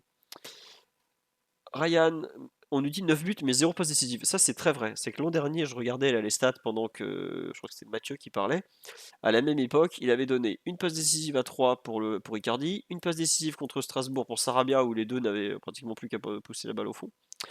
Et ensuite, il avait marqué 4 buts contre 1 à Strasbourg, 2 à Reims, 1 contre Clermont. Il redonne une passe décisive contre Lyon. C'était c'est Icardi à la dernière seconde. Cardi encore, Ouais, c'est ça. le centre. L'an dernier, il avait quand même donné beaucoup, beaucoup de passes décisives. Il finit la saison avec 39 buts et 26 passes décisives. Alors dans les 26, il y a des pénaltys provoqués, donc c'est un peu faussé. Mais ce que je veux dire, et ça rejoint un peu ce que vous disiez, je trouve, c'est que son rôle, il a beaucoup évolué. Aujourd'hui, Mathieu, tu dis, ouais, il doit se spécialiser, enfin, il doit entre guillemets, se restreindre son champ d'action. Mais c'est vrai que ce qu'on avait vu l'an dernier, Mbappé, le joueur ultra complet, je pense que c'est un joueur aujourd'hui qui est un peu frustré parce que c'est pas trop ce qu'on lui demande, quoi. Donc, Franchement, on peut le résumer à un truc très simple. Il a juste moins d'espace et moins de protagonisme. Donc, partant de là, effectivement, c'est un joueur qui était en ligne ascendante, c'est-à-dire qui attendait un changement de statut, qui avait atteint un certain niveau en termes de production, en termes de fiabilité, et qui sans doute pensait qu'il allait augmenter. Et en fait, non, il a encore moins d'espace que la saison dernière. Donc forcément, il y a un ajustement. Après, il y a le fait que l'équipe a des résultats positifs, qu'il arrive à marquer quand même pas mal de buts, comme tu l'as souligné, Philou, qu'il a des coéquipiers qui quand même l'engagent régulièrement et qu'il y a des petites connexions qui se créent. Donc, au-delà du fait que le joueur peut ressentir une frustration parce qu'il n'arrive pas à trouver l'espace et à s'exprimer autant qu'il le voudrait, les choses vont dans le bon sens. Ça reste quand même le plus important pour l'équipe, quoi. Tu fais bien noter la frustration, Ryan, parce que vous aurez noté aussi ta réponse, je sais plus si c'était en conférence de presse ou en interview, après le match face à la Juve. Il insiste lourdement sur son nouveau rôle dans l'équipe, et tu comprends à la moue et au ton employé que ça Bah, lui bien va sûr. pas, hein. Bah, bien et qu'il se sent un peu frustré, hein, t'es de ce qu'il gentil, doit faire cette saison. t'es gentil Galette, mais je suis pas prolongé pour être le sbire des deux autres. Non, c'était en TV, puisqu'il a pas fait conférence de presse, il y a que Ouais, les. c'était en TV avec RMC, il me semble, avant le match de Ligue Moi, des je crois Champions. que c'était Canal, mais Canal, mais peut-être. Enfin, c'est pareil, globalement, c'est les mêmes questions. vous avez l'extrait en tête. Ouais, c'est ça. Il fait vraiment. Oui, j'ai un nouveau rôle, je dois m'adapter, etc. Tu comprends que ça le fait chier, quoi. Mm. Après, bon, c'est comme ça, hein. On nous dit, c'est vrai qu'il est aussi là pour l'avant-dernière passe. C'est vrai, l'avant-dernière passe, elle n'est pas comptabilisée, mais par exemple, les deux buts contre la Juve, Mbappé, il est avant-dernier passeur à chaque fois. Il est aussi l'an dernier, il était très régulièrement avant-dernier passeur. En général, le plus avant-dernier passeur du PSG, c'est Verratti, notamment sur des circuits. Le but de ce week-end de Verratti, Messi, Neymar, par exemple, c'est un circuit qui est assez courant pour quiconque regarde les lignes comme ça. Mais Mbappé, l'an dernier, était aussi très souvent à l'avant-dernière passe. Il l'est moins cette saison. Il apparaît moins aussi dans les chiffres. Est-ce qu'on compte une passe décisive pour un penalty provoqué? Moi, je considère qu'il faudrait, mais ça, après, chacun fait ce qu'il veut. Les stats de la Ligue, en tout cas, le font pas. Mais cette saison, il n'a pas provoqué un penalty, par exemple, si je ne me trompe pas. Donc, c'est comme ça. À voir. On nous dit s'il veut, à Toulouse, on le prend, il aura toute la place qu'il veut. Malheureusement, je crois que le TFC n'est pas tout à fait dans son plan de carrière. Donc, on va suivre. On nous dit Galtier doit leur faire passer le message de jouer à 3 ou d'en mettre un sur le banc. Je pense que Galtier, il pourra rien faire passer du tout. Ils vont lui dire gentiment, t'es mignon, mais écoute, nous on est là, on te fait gagner des matchs, donc tu vas t'asseoir et nous laisser faire. Et c'est un peu malheureusement la réalité des entraîneurs de haut niveau également. Sur l'aspect, bon, on a déjà fait quand même beaucoup sur Neymar, Messi beaucoup et Mbappé aussi pas mal. Est-ce qu'il y a d'autres joueurs, j'avais vite fait parler de Ramos tout à l'heure, est-ce qu'il y a un autre joueur dont vous voulez parler sur ce PSG Brest qui a retenu votre attention ou c'est moi qui vous lance sur un thème? Est-ce que vous avez un joueur en particulier que vous voulez citer? Ryan, Mathieu, Omar. Bon, personne ne parle, donc on va lancer sur un joueur que on a vu pour la première fois, savoir les premiers pas de Fabian Ruiz. J'allais dire Carlos Soler. Non, c'est Fabian Ruiz qui a fait ses débuts, qui a remplacé donc Verratti, qui s'est positionné devant la défense en duo avec Vitinha, puis comment il s'appelle Danilo. Puis Danilo. Merci Mathieu pour la fin de match. On voit que tu as 7 ans d'expérience dans le podcast, hein, tu m'aides. Ouais, d'ailleurs, je ne vous l'ai pas dit, le site a fêté ses 8 ans hier. J'ai complètement zappé tous les anniversaires, tout ça. Bref, bon anniversaire le site. La JVM, elle est contente là. Donc, c'est Carlos Soler qui joue ses premières minutes. Il n'a pas joué une seule minute depuis en préparation avec Naples. Je ne sais même pas s'il jouait à la fin. En Serie A, c'est sûr qu'il n'a pas joué. Il n'avait pas dû jouer en amical depuis facile 2 mois. Qu'est-ce que vous en avez pensé de ses premiers pas? Je sais pas, Ryan, Mathieu, Omar. Omar, ça fait un moment qu'on t'a pas entendu. Est-ce que tu dormais déjà au moment de l'entrée de Fabian Je lance Ruiz ou sur un pas? espagnol, Philo, je sais pas si c'est un cadeau. Allez Omar, un petit milieu espagnol comme tu les aimes bien là. Non, mais enfin, le problème de son entrée, c'est qu'il rentre vraiment quand l'équipe s'éteint quasiment. Donc, il a adopté le rythme un petit peu tombant de l'équipe. Il a l'air d'avoir beaucoup d'allure, hein, ce jeune. Une connexion assez naturelle qui s'est faite avec Messi. À savoir si c'est des atomes crochus footballistiques ou si c'était plus purement des passes politiques. Il faudrait voir, mais T'insinues qu'il a des moi oreilles j'ai. basques, c'est ça que tu dis? Non, j'irai pas jusque-là, parce que je pense que Fabien Ruiz est pour le coup vraiment un bon joueur, mais je pense que vraiment son entrée, elle est dans un contexte très compliqué, et vu le profil de joueur que c'est-à-dire, je pense qu'il va être assez clivant. Je voudrais pas m'aventurer à dire quoi que ce soit avant de l'avoir vu dans d'autres contextes de match, et surtout possiblement à un niveau physique beaucoup plus abouti que celui que j'ai pu estimer voir ce samedi. D'accord. En tout cas, moi, il m'avait vraiment l'air pas prêt. Ouais, bah, c'est ce qu'on dit sur le live, des problèmes de placement. Il a autant de rythme qu'un char à voile. Et bah écoutez, pourquoi pas, hein, on lui souhaite en tout cas une bonne semaine à lui aussi. Vous savez que Fabian Ruiz a touché plus de ballons en une demi-heure que Mbappé sur l'ensemble du match? Bon, ça, je suis pas surpris parce qu'il a fait beaucoup d'échanges de passes avec Messi, ce genre de choses. Donc, c'est le genre de stats où ça gonfle à une vitesse. Bon, voilà quoi. Oui, il est rentré quand même assez à l'aise dans le jeu court, en tout cas. Ouais, moi j'ai Ouais. trouvé qu'il était quand même assez correct. Et puis surtout, bon, c'est sûr qu'il doit il doit apprendre à connaître ses coéquipiers et ses nouveaux coéquipiers, etc. Mais dans l'ensemble, il offrait quand même régulièrement une bonne ligne de passe, que ce soit aux joueurs qui étaient devant lui ou derrière, quand ils avaient le ballon. Donc c'est bien déjà pour Paris d'avoir potentiellement un milieu de terrain qui peut suppléer Verratti, qui est capable de collecter le ballon assez bas, qui est capable d'ordonner l'équipe avec le ballon. C'est bien. Ouais. C'est parce que parmi tous les autres joueurs dans l'effectif, je pense pas qu'il y ait vraiment ça. Ouais, bah, non, mais c'est sûr. On dit comment j'ai renvoyé Mathieu dans les cordes avec les stats. Pas du tout. Au contraire, on s'entend Elle était bien ma stat en plus. Ouais, mais bon, non, mais tu sais aussi bien que moi, une stat, tu peux facilement la Non, mais par modifier. contre, il est rentré à un moment où l'équipe avait plus le ballon. Parce que on dit, on a un peu lu que la sortie de Verratti avait déséquilibré l'équipe. C'est avant, hein. Déjà, au retour de mi-temps où Paris perd vraiment le contrôle du match, je sais pas, mais en tout cas, on a beaucoup moins le ballon et ça devient beaucoup plus équilibré avec Brest à ce niveau-là. Paradoxalement, c'est la partie avec Ruiz où on reprend La possession. un peu plus le ballon sur la dernière demi-heure. Ouais. Après, je pense que globalement, il a été à l'aise dans le jeu court, mais plus en difficulté quand il a dû tenter d'allonger le jeu et trouver la profondeur. Vraiment, les 2-3 passes un peu directes qu'il a essayé vers Mbappé, etc., n'ont pas été couronnées de succès. Pour le reste, je le trouve assez disponible et mobile. Et par contre, après, sur le plan du rythme et du temps de jeu, forcément, ça doit venir petit à petit. Et ça rejoint un peu la question des rotations et quelque chose qui a beaucoup tourné autour du match ce week-end. Galtier, il a quand même récupéré Soler et Ruiz, respectivement le 1er septembre et le 30 août, il me semble. 31. Solaire, Donc, je crois qu'il est, non, il est officialisé le 30. Oui, non, le le 1er, 30. je pense, et Ruiz l'avant-veille, donc le Ouais, 30, il me semble. le Mais 30, bon, puisque quelque le chose comme 31, ça. on joue à Toulouse. Et du coup, il y avait 10 jours entre leur arrivée et le match. Si tu prends les séances d'entraînement, donc si tu enlèves les matchs et si tu enlèves les séances de décrassage, je pense qu'ils ont dû faire 4 séances, quelque chose comme ça, Mm. les deux. Donc ça fait vraiment pas lourd. Et pour le coup, Ruiz, il a besoin vraiment de trouver du rythme.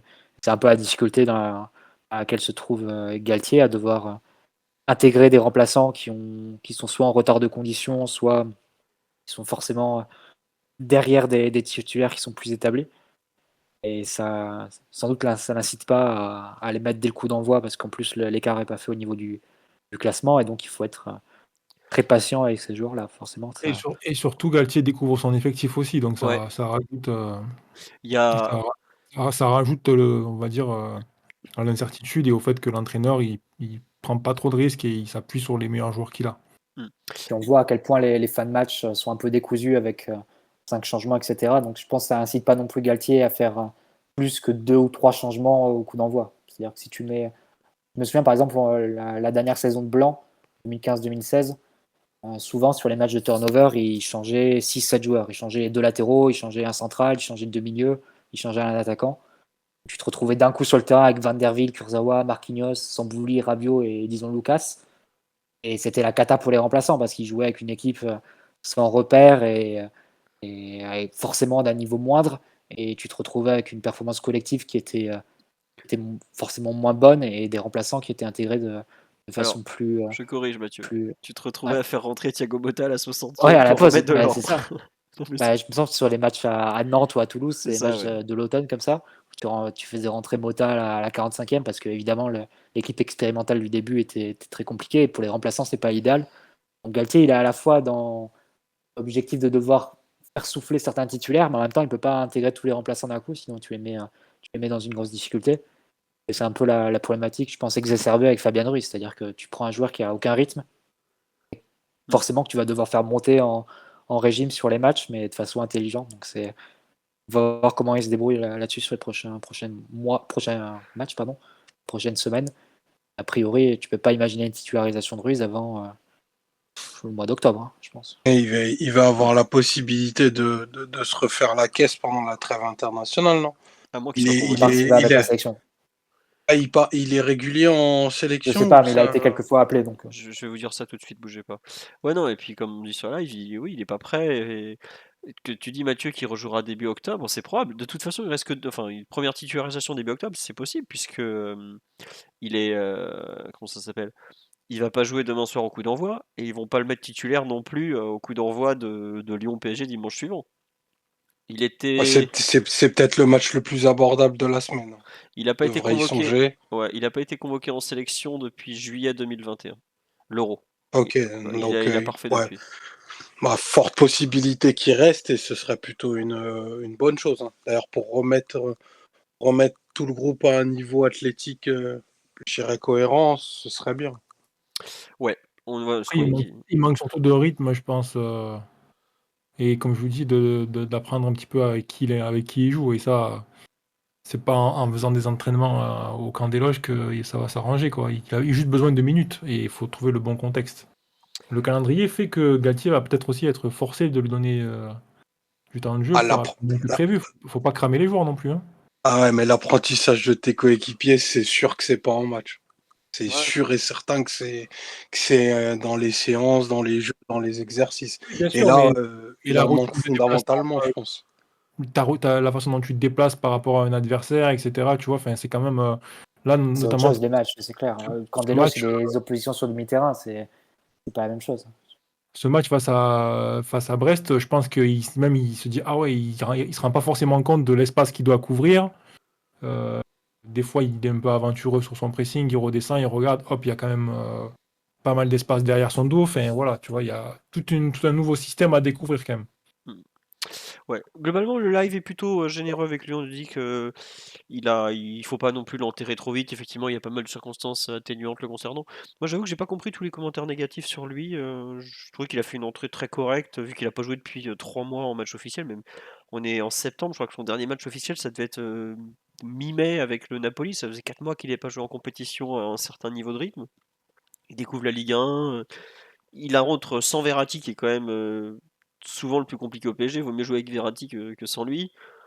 Bon, voilà, il a fait le travail et puis va falloir attendre un peu qu'il s'adapte. Après, c'est dommage de l'avoir récupéré que le 30 août, alors qu'on parle de lui depuis, je crois, le 20 juillet, quoi. Mais bon, ça c'est comme ça, c'est le mercato du PSG. Ouais. On, on- on va voir et puis il va falloir redécouvrir. Alors, merci à Quick pour le sub et à Tiepens, l'ami tonton, qui a offert 5 abonnements, dis donc. Merci beaucoup, tonton.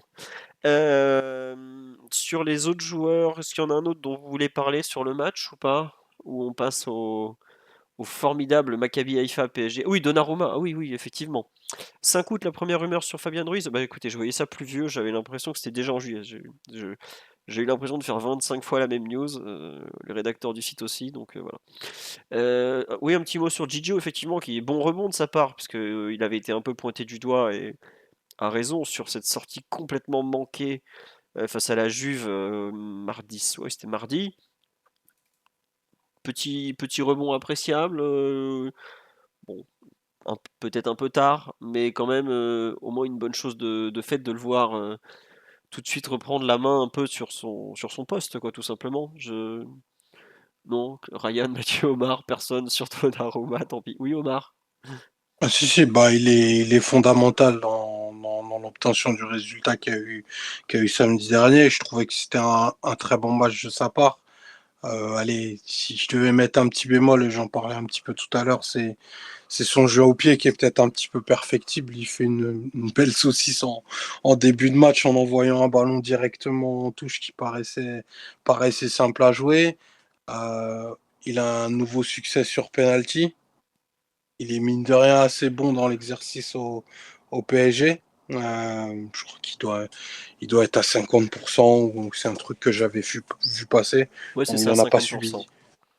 Ouais, il n'en a pas subi des masses non plus, mais effectivement, c'est salvateur au moment où ça intervient, parce que non pas que ça a éteint une espèce de polémique, mais Donnarumma, il va être en quête de légitimité pendant de longues semaines et de longs mois, et ce genre de match, je pense qu'il veille aussi à le tranquilliser. Et j'ai trouvé que les propos de Galtier aussi étaient très bons, en disant que il continuerait à lui donner des minutes, parce que de toute façon, c'est ce dont un gardien en phase de découverte, pardon, de son équipe et de son championnat encore, a fondamentalement besoin. Donc c'est très bien, et puis hâte que maintenant il arrive à se stabiliser un niveau de performance qui soit beaucoup plus conforme à ce qu'il a montré lors de la première partie de saison de l'année dernière, où vraiment il était excellent à toutes les sorties.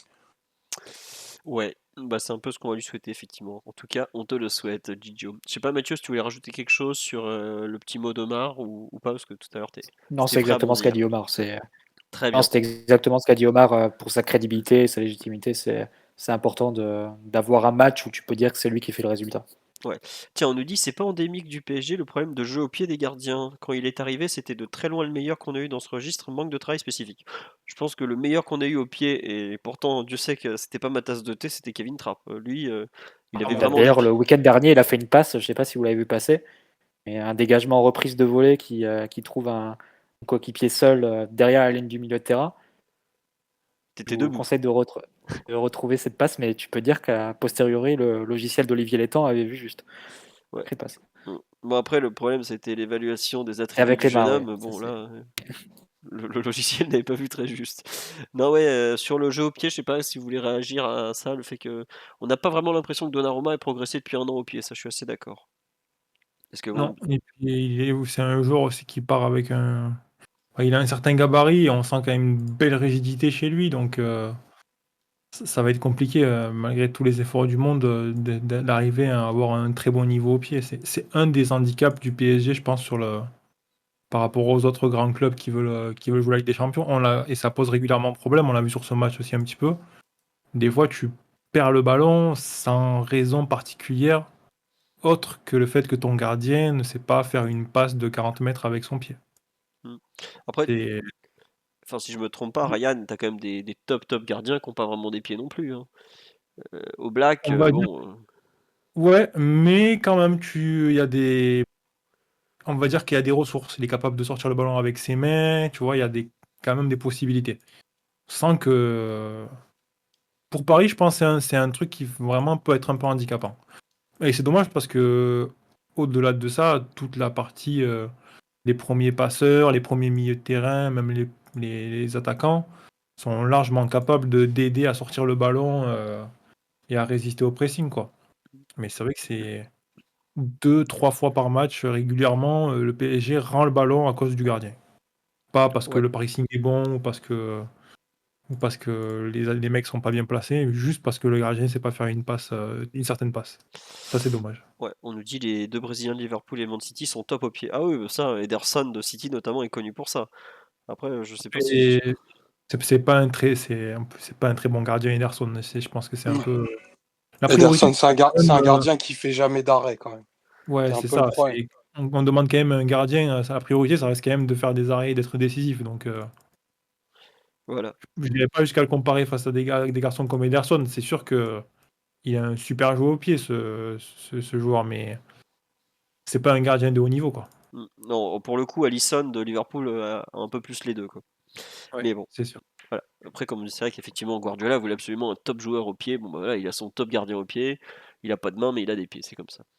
On a fini, je pense, sur ce PSG Brest. On me dit de parler de Danilo, mais on va en parler indirectement dans le deuxième thème qui arrive. Alors, merci à Wandé, à Goroto21 et à Bisou qui a offert un Ah, abonnement.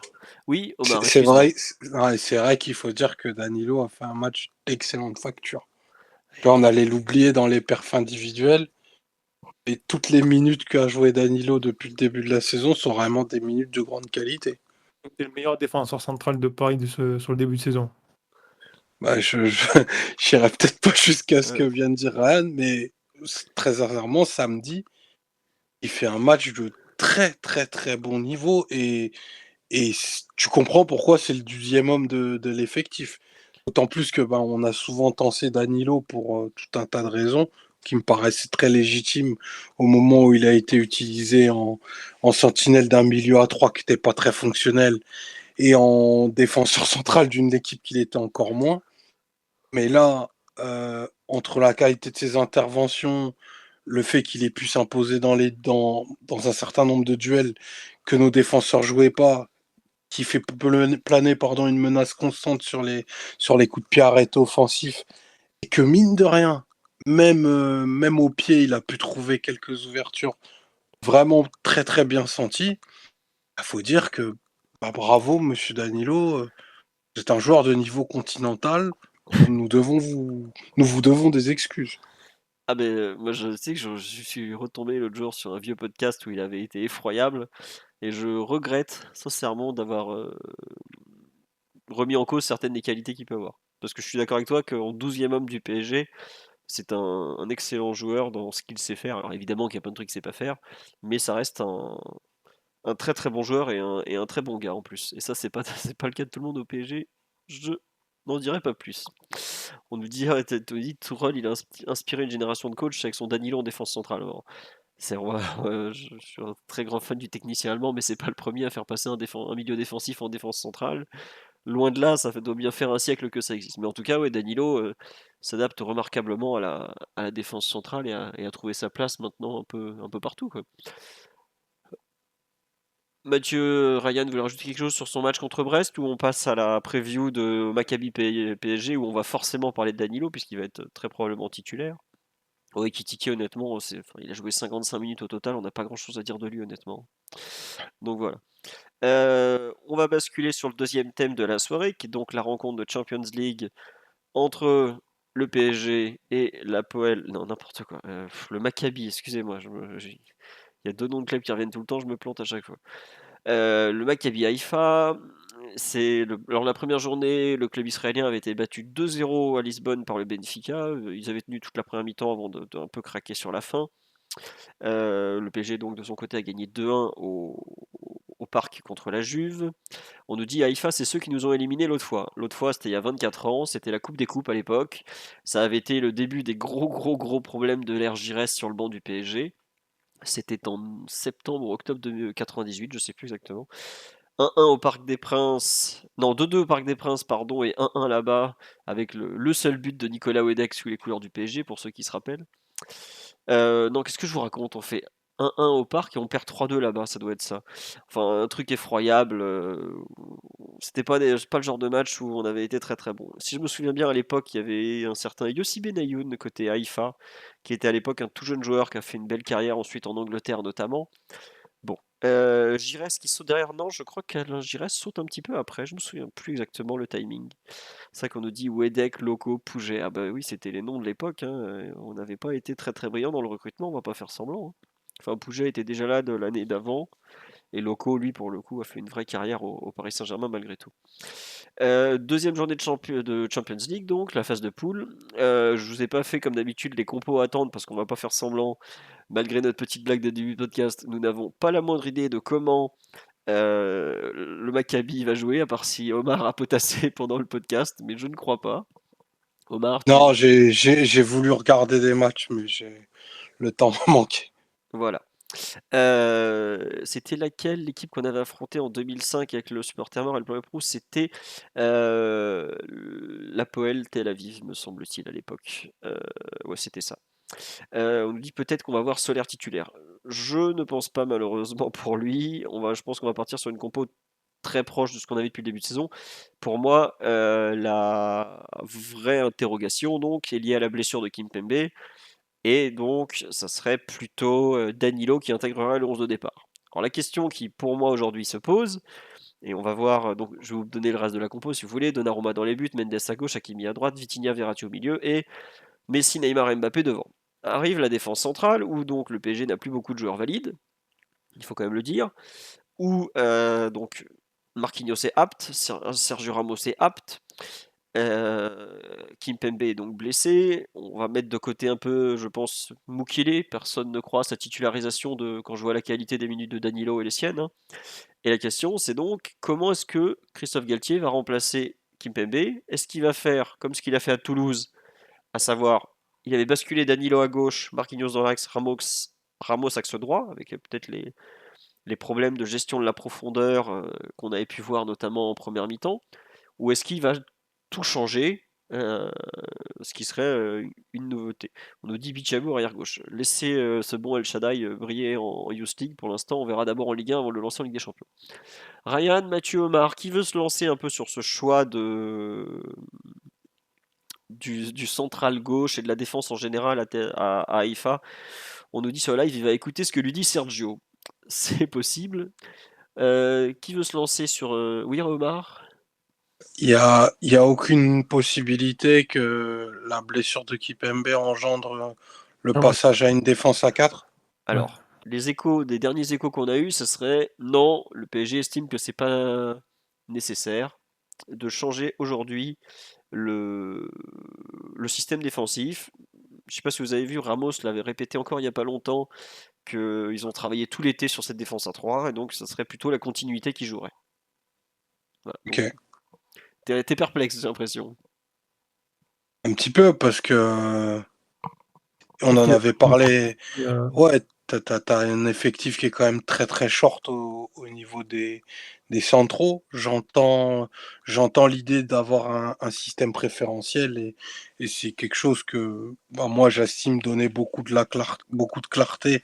Et en effet, c'est mieux en ce sens-là, mais il y a quand même les réalités de ton effectif qui font que tu vas faire enchaîner du coup Ramos une combienième, 8e, 9e titularisation consécutive.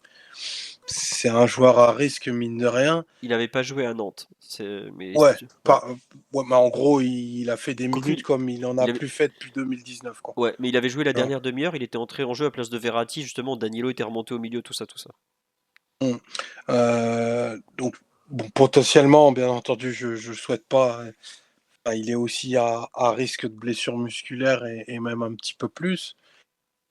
Ok, tu gardes le même système, mais ce système sans Ramos et Kipembe, intrinsèquement, la qualité s'effondre littéralement. Quoi. Et c'est pas pourtant c'est Mukiele, mais on a vu qu'il n'est pas encore tout à fait arrivé au club et que le rôle de backup, lui, il a eu du mal à prendre le costume et repasser dans un système qui pourrait paraître plus conservateur, mais dans lequel tu vas mettre Ramos qui en réalité le rôle de sa vie, c'est-à-dire défenseur central gauche, redonner à Marquinhos aussi un petit peu plus de repères et moins de besoin en termes de personnalité pour gagner des mètres, bah, c'est quand même pas une option à balayer à mon sens, hein, et je dis ça très humblement, d'un revers de main si facilement, parce que pendant 4 semaines, dans l'intimité du camp des loges, on s'est dit qu'on allait défendre à 3, quoi. Moi, je te Les mecs, ça rejoins. fait quand même une vie qu'ils défendent à 4, quoi. Et que c'est pas Donc, comme s'ils étaient spécialement bons à 3 depuis le début de la saison. Parce que quand on liste les satisfactions, j'ai du mal à lister un défenseur central dans les satisfactions du début de saison. Et peut-être moi, que c'est Danilo. pas ça. Danilo, quoi. Mais force est de constater que tu joues à 3 maintenant depuis quasiment une dizaine de rencontres. Tu donnes quand même un volume d'occasion assez conséquent à tes adversaires. Alors oui, tu as l'aspiration de tes offensifs qui te masque les résultats, mais Paris autorise près d'une dizaine de tirs par match. C'est beaucoup, c'est un volume de tirs qui est quand même important. Ryan, j'ai l'impression que tu voulais compléter ce que disait Omar, qui donc est très réservé sur la suite de la défense à 3 sans un des titulaires en fait, quoi. Dès que tu perds le titulaire, tu te retrouves vraiment en galère, quoi. Surtout que tu perds le seul gaucher au passage.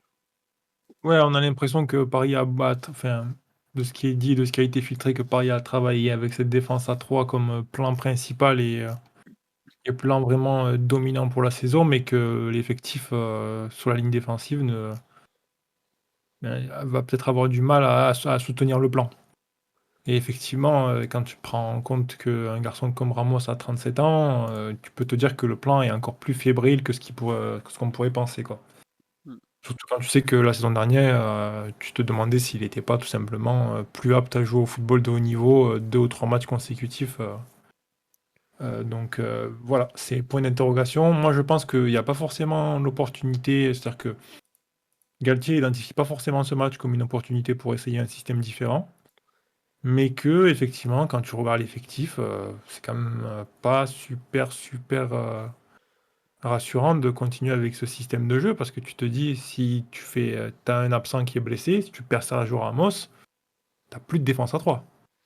Ouais, juste pour vous donner une idée un peu des temps de jeu, cette saison, Ramos, il a joué 715 minutes. L'an dernier, donc on est le 12 septembre, hein. L'an dernier, sur l'intégralité de la saison, il avait joué 844 minutes. C'est-à-dire que sur une saison complète, il avait joué juste un match et demi de plus. Pour vous donner une idée de à quel point on a déjà tiré un peu sur la corde par rapport à l'an dernier, quoi. Voilà. Après, moi, il y a un truc qui me gêne le plus dans la continuité de la défense à 3, c'est le fait que tu vas jouer sans gaucher, alors que c'est autant dans une défense à 4, ça peut passer à peu près, autant sur une défense à 3, je trouve que c'est un peu plus compliqué, même si on se souvient qu'à Toulouse, où Danilo a joué axe gauche, il avait trouvé de bons angles de relance et tout ça. Mais moi, j'avoue que ça me choque un peu de jouer surtout avec 3 joueurs comme Danilo, donc qui serait à gauche, Ramos à droite et Marquinhos dans l'axe, parce que t'as quand même 2 joueurs sur les 3, à savoir Danilo et Ramos, qui sont pas spécialement connus pour savoir couvrir la largeur, de par leur mobilité du moment. Danilo, il a 31, Ramos a 36 ou 37, je sais même plus. Et ils sont plus. Bon, voilà, et c'est des mecs un peu lents au démarrage, hein, aussi bien l'un que l'autre. Même si, comme sur live, c'est une petite équipe en face, bien sûr, mais dans la continuité, on risque de jouer 7 ou 8 matchs sans Kimpembe. On va devoir aller à Benfica sans Kimpembe, notamment. Et je peux vous dire que c'est pas la même histoire de gérer les déplacements de Benfica, qui est une super équipe avec un pressing pas possible, que de jouer seulement Haïfa ou même Lyon dimanche. Lyon au Parc OL, c'est quand même une grosse équipe. Voilà, on me dit la largeur c'est Kimpembe qui a le plus de mal. Je suis pas d'accord sur le début de saison, c'est pas forcément lui qui a le plus de mal d'ailleurs. Donc voilà, et surtout, en fait, je trouve que par rapport à ce qu'on a vu depuis le début de saison, si tu veux absolument conserver ta défense à 3, t'as peut-être intérêt à mettre les joueurs à leur meilleur poste. Comme tu l'as dit, Omar, Ramos, il a joué axe gauche toute sa vie. Bon, là, il s'adapte axe droit. Danilo, il joue effectivement axe gauche en sélection de temps en temps en défense centrale. Mais jusque-là, Galtier, quand il a fait des changements, en fait, il a fait le moins de changements possible. Quand il a dû incorporer un nouveau joueur, bah, par exemple, Danilo, un coup il a remplacé Kimpembe, il a joué axe gauche, un coup il a remplacé Ramos, il a joué axe droit. C'est-à-dire qu'il a fait bouger le moins de joueurs possible. Là, s'il suit la même méthode, c'est-à-dire que Danilo va remplacer Kimpembe. Mais au bout d'un moment, est-ce qu'il n'est pas le moment, s'il veut absolument continuer comme ça, d'installer soit Ramos, soit Kimpembe, soit Ramos, soit Danilo dans le rôle le plus axial des trois, celui où en théorie tu as peut-être le moins de courses à faire si ce n'est vers le but. Marquinhos de le remettre axe droit parce que clairement je pense que la position la plus axiale où on lui demande beaucoup, il n'arrive pas à prendre la mesure du rôle. Et côté gauche, tu mets soit Ramos parce qu'il connaît un peu plus ce code-là que le côté droit, soit tu continues avec Danilo et tant pis, tu prends un risque, mais je vois pas comment on peut continuer avec cette défense à 3 avec juste un remplacement poste pour poste pour l'instant, quoi. Ça me paraît. Voilà. Il y a aussi la possibilité effectivement de faire reculer Nuno Mendes dans la défense à 3 parce qu'il avait joué à ce poste au Sporting. Mais Nuno Mendes est le meilleur latéral du PSG depuis le début de saison. Si tu joues à 3, c'est pour profiter des pistons, c'est peut-être pas le moment de le sortir. Enfin, d'aligner. Si tu alignes un dispositif pour les pistons et que tu sors le piston le meilleur du début de saison, c'est un peu, c'est un peu stupide si je peux me permettre, quoi. Donc je suis vraiment perplexe moi aussi. Je comprends l'idée de Galette de vouloir continuer la continuité, on travaille ce système, voilà. Mais au bout d'un moment, la réalité c'est que dès que tu vas avoir un absent et entre les suspensions, les blessures et l'enchaînement des matchs, notamment début octobre où ça va s'enchaîner très très fort, tu vas pas pouvoir faire ça. Tu ne peux pas, tu es obligé de changer. Dans le tas, il y a 2 joueurs de 30 ans et quelques, qui est plus Marquinhos. Bon, encore Marquinhos avec le Brésil, ils vont rester en France. Mais bon, je sais pas Mathieu ou Ryan, ce que vous en pensez sur cette volonté qui semble aujourd'hui très marquée de continuer avec la défense à 3, alors même que les joueurs ne sont pas forcément les plus disponibles. Je sais pas Ryan, ce que t'en penses, toi? Ouais, il y a un risque. Il y a un risque, on le voit de suite. De toute façon, c'est simple. Là, à l'heure actuelle, il y a 3 joueurs où je pense que Galtier peut faire confiance et un quatrième où il doit avoir encore des doutes, qui est Mukiele. Donc il suffit d'une absence en plus ou simplement il suffit d'un joueur, qui fatigue quoi avec les matchs que tu as cités, le fait que Paris va passer, de longues semaines sans Kimpembe, il va y avoir une accumulation de minutes, notamment chez des joueurs vétérans, qui fait qu'ils vont peut-être, nécessiter de souffler. Alors après peut-être que dans la tête de Galtier, ce changement de système, il va pas être opéré, cette semaine, mais la semaine d'après, hein. Ou peut-être qu'on va le voir sur une bout de fin de match si, la rencontre face au Maccabi se passe bien. C'est possible aussi. Mm. Mais je pense que ça serait sage de le préparer et de pas subir des effets négatifs, de la configuration de l'effectif, quoi, c'est sûr. C'est ce qu'on attend d'un entraîneur aussi, ça fait partie des choses qu'on attend de lui. Qu'il anticipe un petit peu les problèmes à venir et qu'il offre des solutions et qu'il enrichisse un petit peu la capacité de l'équipe à affronter ouais, voilà, différentes problématiques. Là, il y a clairement un, un problème sur la ligne défensive. Il y a 2 possibilités, hein. Soit tu essayes de forcer, soit tu essayes d'anticiper et d'ajuster pour pas te casser la gueule. Ouais, à suivre. Mathieu, on t'a pas entendu du tout sur ce sujet. Qu'est-ce que tu en penses? Qu'est-ce que ça t'inspire, ce besoin de Galtier de faire évoluer la ligne de derrière? Bah, je pense que dans l'immédiat, il va pas toucher ni au système, ni à l'agencement de la défense à 3, et donc Danilo prendra la place de Kimpembe. Ça pose la question du droitier axe gauche d'une défense à 3, mais c'est pas quelque chose complètement inédit non plus, hein. Si tu prends les 2 dernières équipes de Chelsea qui ont gagné quelque chose d'important, tu avais Rudiger, la défense à 3, axe gauche, droitier, L'exubérant pour, Rudiger. pour la Ligue des Champions, et tu avais Kyle aussi, la saison du titre sous Conte, qui jouait axe gauche de la défense à 3, Attends, qui ça? J'ai droitier pas lui aussi. compris. Il y avait Kyle, axe gauche de la défense à 3 de, Ah, de Chelsea. Kyle, ok. Gary Kyle, Ah oui, d'accord. avec David Luiz libéraux et Azpilicueta Central axe droit. droit. Donc ouais, ça c'est pour la question du droitier à gauche. Après, c'est clair que si tu te projettes sur le mois d'octobre, donc le retour de trêve internationale, on verra si Ramos est rappelé avec l'Espagne au passage. Oui, Ça peut et c'est un donner objectif pour quelques lui, hein. minutes supplémentaires. C'est vrai que j'ai du mal à imaginer le PSG tenir avec la défense à 3 les 90 minutes sur combien de matchs en octobre du coup ça ferait Nice, Benfica, Reims, Benfica à nouveau, donc ça ferait au moins 4. Alors, en octobre, bouge pas, je te Possiblement l'ai Marseille. dit. 1, 2, 3, 4, 5, 6, 7, 8. Voilà. 8 matchs en octobre. Et attendez, pour histoire de finir, le 9e, c'est dès le 2 novembre. On va à Turin pour la fin de la phase de poule de Ligue des Champions. A priori, Kimpembe serait de retour pour PSG Marseille. Je pense Euh, moi que PSG Marseille ça va être un peu juste pour un retour. Je l'attends plutôt pour PSG Ajaccio le vendredi 21 ou le samedi 22. Voilà. Et ouais, on me ça dit fait. 2 par semaine, oui et non, parce qu'il y a une semaine où il y a qu'un match. La semaine du après PSG OM jusqu'à Gazélec PSG, il y a qu'un match. Mais oui, voilà, globalement, c'est 2 matchs par semaine. Et par exemple, on joue 2 fois Benfica en 6 jours à peine. On fait Nice le premier, Benfica le 5, Reims chez eux le 8. Heureusement qu'on prend l'avion, on ne sera pas trop fatigué. On rejoue le 11, Benfica chez nous. Et après, on a 4-5 jours pour préparer Marseille le 16. Mais la reprise post-trêve internationale, elle est monstrueuse en termes de rythme. On nous propose Zoumana Camara et Elder Marino. Malheureusement, je pense que Elder Marino, déjà qui était pas très rapide à l'époque, c'est aujourd'hui, c'est pas gagné. C'est un peu lent. Mais donc voilà, Mathieu. Ouais. Non, bah, c'est sûr que si tu te projettes plus sur le mois d'octobre, là, ça serait un peu essayer de faire entrer un rond dans un carré, hein, l'idée de s'accrocher à la défense à 3 en ayant aussi peu de solutions. À part si tu veux vraiment recycler certains joueurs, là, je pense que Nuno Mendes, axe gauche, tu peux le tenter sur un match ou deux. Ça peut même t'apporter quelque chose en termes sur les phases de possession avec un latéral dans la défense à 3, un joueur qui a une faculté à trouver des angles de passe et qui peut aussi avancer avec le ballon. Ou Ça te permet Bernat. aussi de faire jouer Bernat qui a été performant ce week-end. Euh, mais ouais, c'est vrai que c'est difficile de pas imaginer le PSG revenir ne serait-ce que ponctuellement à une défense à 4. Je pense pas que ça demande d'énormes ajustements pour les joueurs s'ils sont tous habitués à jouer dans le système. Même Hakimi Mendes qui sont formés entre guillemets sur la défense à 3. Ils ont joué à 4 toute la saison dernière. C'est clair que tu perds un peu à ce niveau-là, mais ça peut être un moyen de patienter entre guillemets, de gagner du temps et trouver des solutions, même temporaires. Et aussi de te rajouter une flèche à ton arc C'est ça en le tant truc. qu'équipe, C'est d'avoir ça. un plan B. Bien sûr, c'est apporter, c'est transformer ça en opportunité en fait.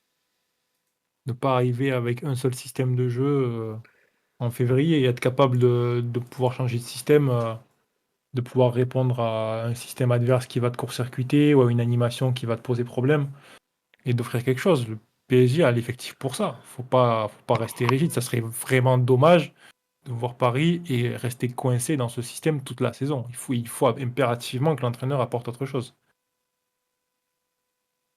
Ah, je croyais que t'avais pas fini. Non, justement, c'est une question qu'on nous pose sur la live. Si on joue avec une défense à 4, on joue comment au milieu? Parce que moi, je trouve comme Mathieu, tu dis que ça change pas grand-chose. Je suis pas totalement d'accord parce que tu jouerais comment? Passes en 4-3-3? Tu passes en 4-4-2? Moi, je disais que ça change pas grand-chose pour des joueurs qui sont habitués à la défense à 4. Ouais. Je veux dire, tu vas pas roder Marquinhos, Mendes ou Hakimi à la défense à 4, ou Ramos. Hmm. Ils savent jouer dans ce système-là. C'est plus les roder à la défense à 3 Oui. qui était l'enjeu. Après, comment tu agences l'équipe, bah, après, il faut trouver des solutions. Est-ce que tu jouerais sur un 4-4-2 à plat à la Galtier, entre guillemets, où tu mettrais un Soler ou un Renato Sanchez à droite, Neymar et ensuite Messi et Mbappé seuls devant? Ça peut être une idée. Est-ce que tu essayerais de bricoler quelque chose en 4-3-3, mais là, tu peux te retrouver avec des problèmes qu'on a eu l'an dernier, où tu te retrouves avec Messi et Neymar trop loin les uns des autres. Hmm. Il faudrait voir ce qui est possible de faire, mais c'est possible de trouver quelque chose d'à peu près fonctionnel à 4. Hein. Un 4-4-2 des familles, Galtier il sait faire et, et ça, tu retombes souvent sur tes pattes sur un système aussi basique que ça. Après, moi, il y a un truc qui me gêne, c'est que tu vois, par exemple, sur le début de saison, dans les grandes victoires de Galtier, tu as le fait que tes pistons occupent ta largeur très bien et tes trois attaquants au cœur du jeu arrivent à créer des occasions, même euh, avec pas grand-chose. Et si tu changes ce système, bah, tes deux pistons, forcément, ils vont moins monter, par définition, hein, parce que voilà. Et en plus, si tu joues avec une défense, avec tes trois joueurs axiaux très proches les uns des autres, je suis un peu perplexe sur Bah, l'organisation générale, quoi. tu retombes sur les raisons pour lesquelles on est passé à 3. Hein. Ouais, ouais, non, mais c'est C'est ça, quoi. justement pour occuper la largeur avec les pistons et rapprocher Mm. tes offensifs. Mais après, est-ce que tu peux trouver. Là, on est Ap- dans une situation un peu d'urgence en termes d'effectifs. Si tu Après, te retrouves avec seulement deux défenseurs, trois défenseurs aptes, bien trouver des solutions, même si elles sont pas idéales, même si c'est pas celles que tu avais planifiées à la fin du mois de mai. Et si t'as pas les, si t'as pas les joueurs pour persister dans ce que tu avais planifié, tu vas pas t'acharner. Hein. ouais. En fait, tu vois, je me dis, si tu passes en 4-3-3, tu peux jouer tu peux passer d'une sorte de quand t'attaques 3-2-5 où on a en gros un peu ça, tu vois, à une sorte de 2-3-5 en fait. Mais pour gérer la largeur sur certains moments, notamment les contres ou les ballons perdus, ça C'est de va. l'organisation, Philou, ça se fait. Enfin, Oui, ça se faut fait, quand mais même. t'as quand même un vrai changement à faire, quoi.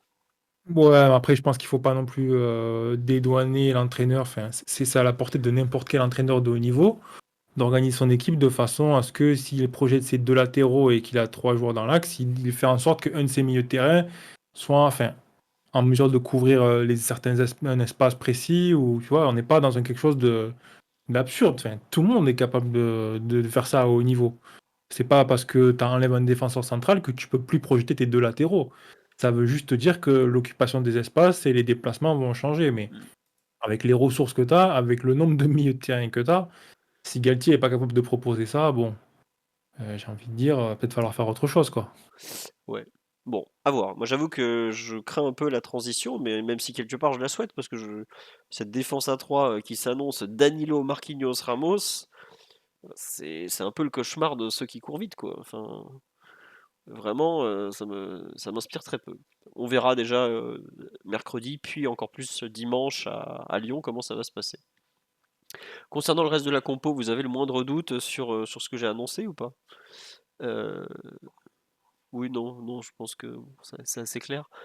Bon, thème récurrent des avant-matchs. On me dit Tété va se régaler dimanche soir. C'est possible, ça, enfin, peut-être aussi parce que c'est un excellent joueur, on verra aussi, quoi. Tiens, on nous dit nos latéraux ne sont pas adaptables, les plus adaptables à une défense à 4, c'est pas une question d'entraîneur. Ça, je suis pas d'accord, par exemple, parce que aussi bien Hakimi avec le Maroc, par exemple, que Nuno la saison dernière, qui a fait une excellente saison, ont montré qu'ils sont largement capables de jouer dans une défense à 4. Après, c'est un équilibre collectif à trouver, et Ryan l'a dit, tu peux avoir des équipes qui jouent à 4 avec deux latéraux qui sont très très très offensifs. Enfin, c'est pas. L'animation, oui, tous les joueurs ont des qualités et des points forts et des lacunes. Il y a des choses sur lesquelles ils sont peut-être pas très bons. Hakimi est peut-être pas un joueur super fiable sur la défense du second poteau ou certaines phases arrêtées. Peut-être que Mendes a aussi des carences. Peu importe, c'est de l'organisation et de l'animation. Enfin, ça fait partie du job de l'entraîneur d'apporter des solutions là-dessus. Et Paris est une équipe qui passe beaucoup de temps avec le ballon. Tu as sans doute beaucoup plus à gagner avec une défense à 4 qu'à perdre sur ce genre de confrontation-là. Ouais. Je pense Et en que poussant un petit peu plus loin, est-ce que tu peux pas imaginer qu'un passage à 4, le principal bénéficiaire, paradoxalement, serait pas Mbappé? Dans le sens où Mendes serait moins dans l'occupation systématique de la largeur et un peu figé. ouais, Et ça permettrait à Mbappé de pouvoir balayer un peu plus de terrain, comme il le faisait par exemple la saison dernière, ouais, pouvoir s'excentrer sur des zones. les courses de l'axe vers les Mm. extérieurs, Mm. c'est sûr qu'il aurait sans doute peut-être un peu plus d'espace à chasser, quoi. Mm. Après, dire que les latéraux sont pas capables, honnêtement, les latéraux sont capables, hein. Ça veut pas dire qu'ils vont pas faire des erreurs ou qu'ils vont pas, ou qu'à un moment donné, l'équipe n'est pas en mesure de les mettre dans des bonnes conditions. C'est vraiment, on parle quand même de joueurs qui jouent au plus haut niveau, qui ont joué la Ligue des Champions, tout le monde, tous ces joueurs-là, ils sont capables de performer dans différents systèmes, hein. C'est vraiment juste qu'il leur faut, c'est l'entraînement pour et l'organisation et la structure autour d'eux.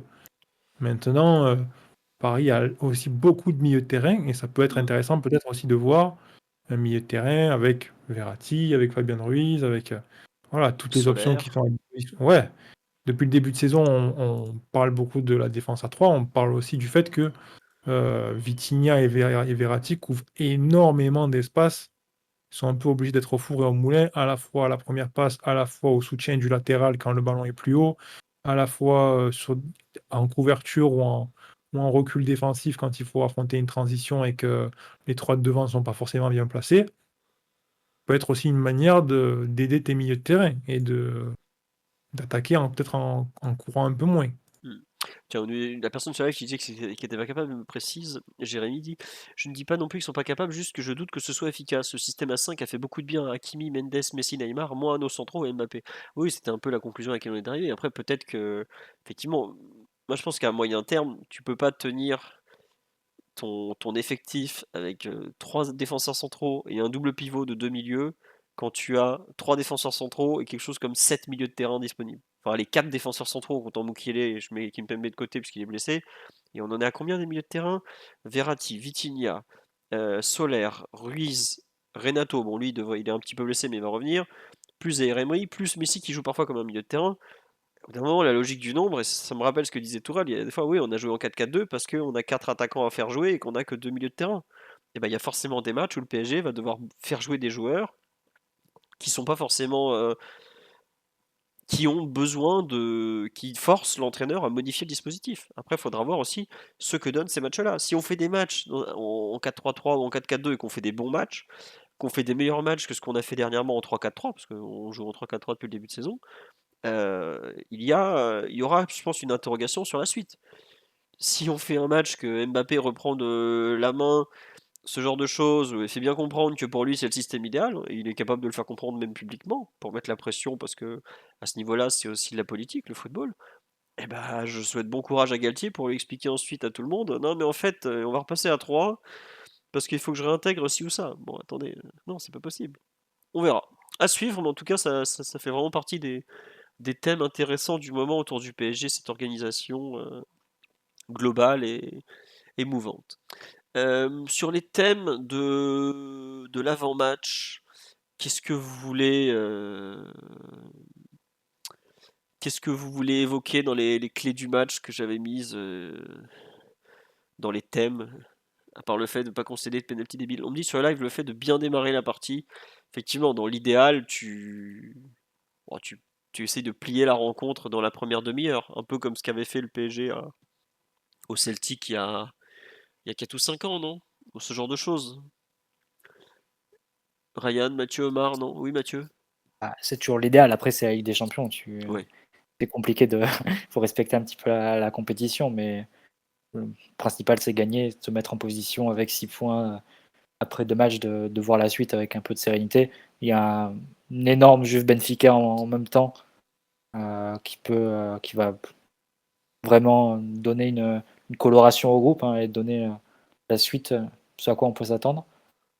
Mais de notre côté, ça passe par la victoire absolument. Donc, on va espérer, je pense, un niveau d'intensité un peu plus élevé et moins se faire peur que sur les matchs précédents, parce que soit face à la Juve, que ce soit face à Brest, t'es resté trop à la merci de ton adversaire par rapport à l'écart de qualité qu'il y avait. Donc, faut espérer que, je sais pas si c'est une question d'état d'esprit, de fraîcheur ou quoi que ce soit, mais qu'on soit dans une autre optique sur un match comme celui de mercredi, notamment en ayant bénéficié des 4 jours de récupération suite au match de ce week-end au parc, qui nous a pas, on n'a pas non plus joué un match avec beaucoup de courses, avec beaucoup d'intensité, etc. Donc je pense que l'équipe est en mesure de proposer autre chose sur ce plan mercredi. Tiens, question qui vous concerne un peu tous. Si on gagne, est-ce que le mieux c'est pas match nul entre Juve et Benfica ou un autre résultat? Qu'est-ce que vous en pensez? Mathieu ou Si Ryan? le Benfica va gagner à Turin, ça prenne quand même une option sur la qualification. Donc, Sur la première place surtout, quoi. bah non, parce qu'après, tu as 2 Benfica PSG. Donc, si Paris gagne la double confrontation, c'est Paris qui finira premier mathématiquement. Mais non, mais c'est clair que c'est une double confrontation, Benfica, Juve Benfica et Haïfa Paris qui va dire beaucoup de la suite du groupe, ça c'est évident. La possibilité d'avoir 2 équipes à 6 points dès mercredi. Dans ces cas-là, c'est très difficile ensuite pour les autres équipes de rattraper. Donc, on va voir. Mais match nul, ça laisse tout le monde encore en vie, et potentiellement la Juve qui serait dans l'obligation de faire un résultat lors du dernier match face au PSG. Enfin, à voir, c'est encore tôt dans le groupe pour faire des projections. Ouais. Moi j'avoue que je serais toujours d'avis, quand 2 adversaires se rencontrent comme ça, de parier sur le match nul, parce que une équipe qui gagne c'est 3 points, et 2 équipes qui partagent le nul c'est que 2 points de distribués, donc t'en as un qui se perd en route. Mais bon, ça, c'est qu'un avis personnel, j'avoue que je sais pas encore où en est la Juve, si elle peut prétendre au second tour, à quel point Benfica est fort. Une personne sur live me dit qu'il les a vus contre Famalicão ce week-end, que c'était pas terrible, même si Famalicão avait envoyé un bus de J'ai cru dire que Benfica. Benfica avait gagné ses 11 matchs cette saison. Ouais, je crois que c'est ça. Ouais. Ah ouais, il me semble que c'est ça, ouais. Bah forcément, ils ont recruté Draxler, alors ils ont changé de dimension. Non, plus sérieusement, il me semble bien que C'est quand même un chiffre et une stat à considérer, même s'ils sont dans un championnat qui est un peu en deçà, mais enfin, ils n'étaient pas champions les 2 dernières saisons, par exemple, au Portugal. non, C'était non, Porto et le Sporting avant, donc je te confirme qu'ils ont gagné absolument tous leurs matchs, aussi bien à domicile qu'à l'extérieur, notamment les 4 de tour préliminaire, hein. Ils sont allés gagner 3-1 au Danemark à Midtjylland, là, alors qu'ils avaient déjà, bon, ils avaient déjà gagné 4-1 à l'aller, donc c'était réglé. Ils sont allés gagner 2-0, mais c'est sur la enfin, c'est pas vraiment sur la pelouse de Kiev, hein, donc je sais plus où c'était le match. C'était en Pologne. Donc voilà. Mais oui, ils ont gagné absolument tous leurs matchs. Après, à l'extérieur, ils sont allés jouer à Casapia. Je savais même pas que c'était en première division portugaise. Ils sont allés jouer à Boa Vista, qui est bon, qui est un club portugais qui est un peu tombé en déliquescence. Et ils sont allés gagner à Famalicão. C'est pas non plus voilà. Après, comme dit sur la live que Benfica est la meilleure équipe du Portugal. Bon, nos Sportingistas sûrs hurlent à la mort, mais c'est quand même plutôt vrai à cet instant. Donc voilà. Et oui, Dragster aura le droit de jouer contre nous, bien sûr. On l'a dégagé en payant 80% de son salaire. Je pense pas que le PSG le considère comme un joueur très dangereux pour son équipe. Même si effectivement, comment dire, Benfica est dans une belle forme, 4-2-3-1 qui fonctionne, à suivre. Omar ou Ryan sur un peu les clés de ce Haïfa PSG, parce qu'on a beaucoup évoqué la compo et les choix à faire à court et moyen terme. Quelque chose à rajouter, Ryan, notamment, toi qui connais bien la compétition en tant que supporter de spécialiste de l'épreuve. Ouais, moi j'ai tendance à dire que la phase de groupe, c'est pas vraiment la Ligue des Champions, donc c'est Écoutez le Madrilène, là, écoutez-le. c'est difficile de donner des clés pour ce genre de match-là. On est dans une compétition de poule, voilà, faut juste pas concéder bêtement parce qu'on sait très bien que n'importe quelle équipe est capable de te peindre la figure rapidement, en fait, même si tu sais pas qui tu as en face de toi. Sur un match comme ça, les joueurs sont capables de s'élever, donc c'est vrai que faut faire très attention là-dessus. Il y a deux équipes qui potentiellement peuvent disputer la première place à Paris. Maintenant, c'est vrai que les sensations que la Juve avait transmises sur la première journée de la Ligue des Champions, je sais pas si c'est vraiment une équipe à considérer comme étant dangereuse pour la première place, hein. Peut-être qu'effectivement, ça va se jouer qu'avec Benfica. Parce que je sais pas ce que vous en aviez pensé, je vous avais un petit peu écouté, mais bon, la Juventus, quand même, a fait une assez piètre performance et des sensations assez inquiétantes, quand même, pour l'avenir de cette équipe. Donc, je pense que c'est peut-être plus Benfica qui va être le concurrent de Paris pour la première place. Ouais, moi j'avoue que je sais pas, je me méfie un peu toujours de la Juve. Ouais, par rapport à l'aspect historique, tu veux dire, à la dimension du club, etc. Ouais, c'est ça, et puis surtout ils ont un entraîneur qui est un des très bons entraîneurs de la compétition malgré tout. Tu peux pas dire que tu peux jamais prendre Allegri par-dessus la jambe, quoi. Je veux pas être méchant, hein, Roger Schmidt fait d'excellents débuts au Benfica, mais le spécialiste de la compétition, c'est sûrement pas lui, hein. C'est plus Allegri. Dans la poule, il n'y a pas un mec qui est plus expérimenté en Ligue des Champions que Allegri. Si, Messi C'est sûr. peut-être. Ouais, bon. Et au Ramos, évidemment. Mais ça me paraît compliqué de mettre de côté un coach aussi qui a autant d'expérience dans la compétition, qu'on a vu encore au Parc des Princes faire des bons ajustements. C'est jamais Ouais, facile, hein. il y a eu de belles choses, mais en même temps, il y a eu aussi, on a clairement vu les limites de son effectif, quoi. C'est-à-dire que la sensation de danger, elle a pas beaucoup pesé sur le but parisien, quand même, hein. Donc, c'est pas trop, on verra. Je connais pas du tout le Maccabi, donc j'attends de voir un petit peu de quoi ils sont capables. Ouais, Et tiens.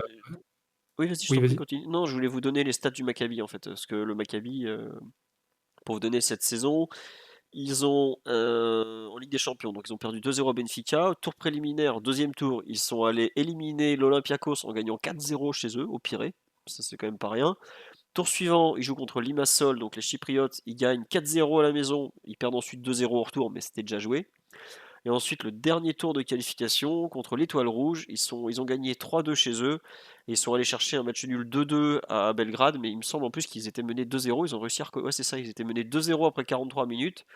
Ils se sont pas affolés et hop, ils sont revenus tranquillement. Et de ce que je vois, ils jouent en 3-5-2, 3-4-1-2, assez classique sur les compos là, qui tournent, ou 4-3-3 éventuellement en championnat. Et ils ont gagné leurs 4 matchs de championnat, notamment les 2 à l'extérieur.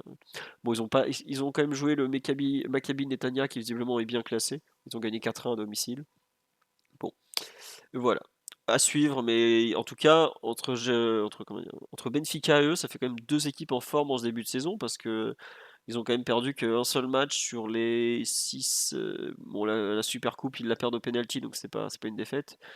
11 matchs, une seule défaite, ça montre une équipe qui est quand même en confiance et qui est pas du tout à négliger, quoi. Ils sont premiers du championnat aussi. Voilà. Omar, est-ce que tu veux rajouter une clé sur ce Maccabi PSG, Maccabi Haïfa PSG? Non, absolument rien. Il faudra mettre un short et gagner le match. Ouais, d'accord. On me demande si je connais leur schéma de jeu. Non, mais je suis parti voir sur les sites spécialisés, je vais pas faire semblant, hein. Par contre, visiblement, ils ont joué 3-5-2 en Ligue des Champions sur les gros matchs à l'extérieur. Donc je serais pas surpris qu'ils rejouent 3-5-2, voire 5-4-1 quand ils sont allés à Limassol. 5-4-1 sur les rencontres à l'extérieur en Ligue des Champions. Donc en général, quand tu joues Messi, Mbappé, Neymar, tu blindes, quoi. Oui, Ryan?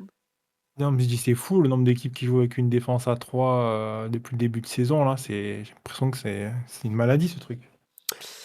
Un Bah, joueur face au PSG, tu es un peu obligé, j'ai l'impression. Tu peux pas défendre à 4 face à 5 joueurs qui t'attaquent. Je sais Un pas si problème au c'est pas niveau de la largeur, si tu laisses Hakimi et Mendes.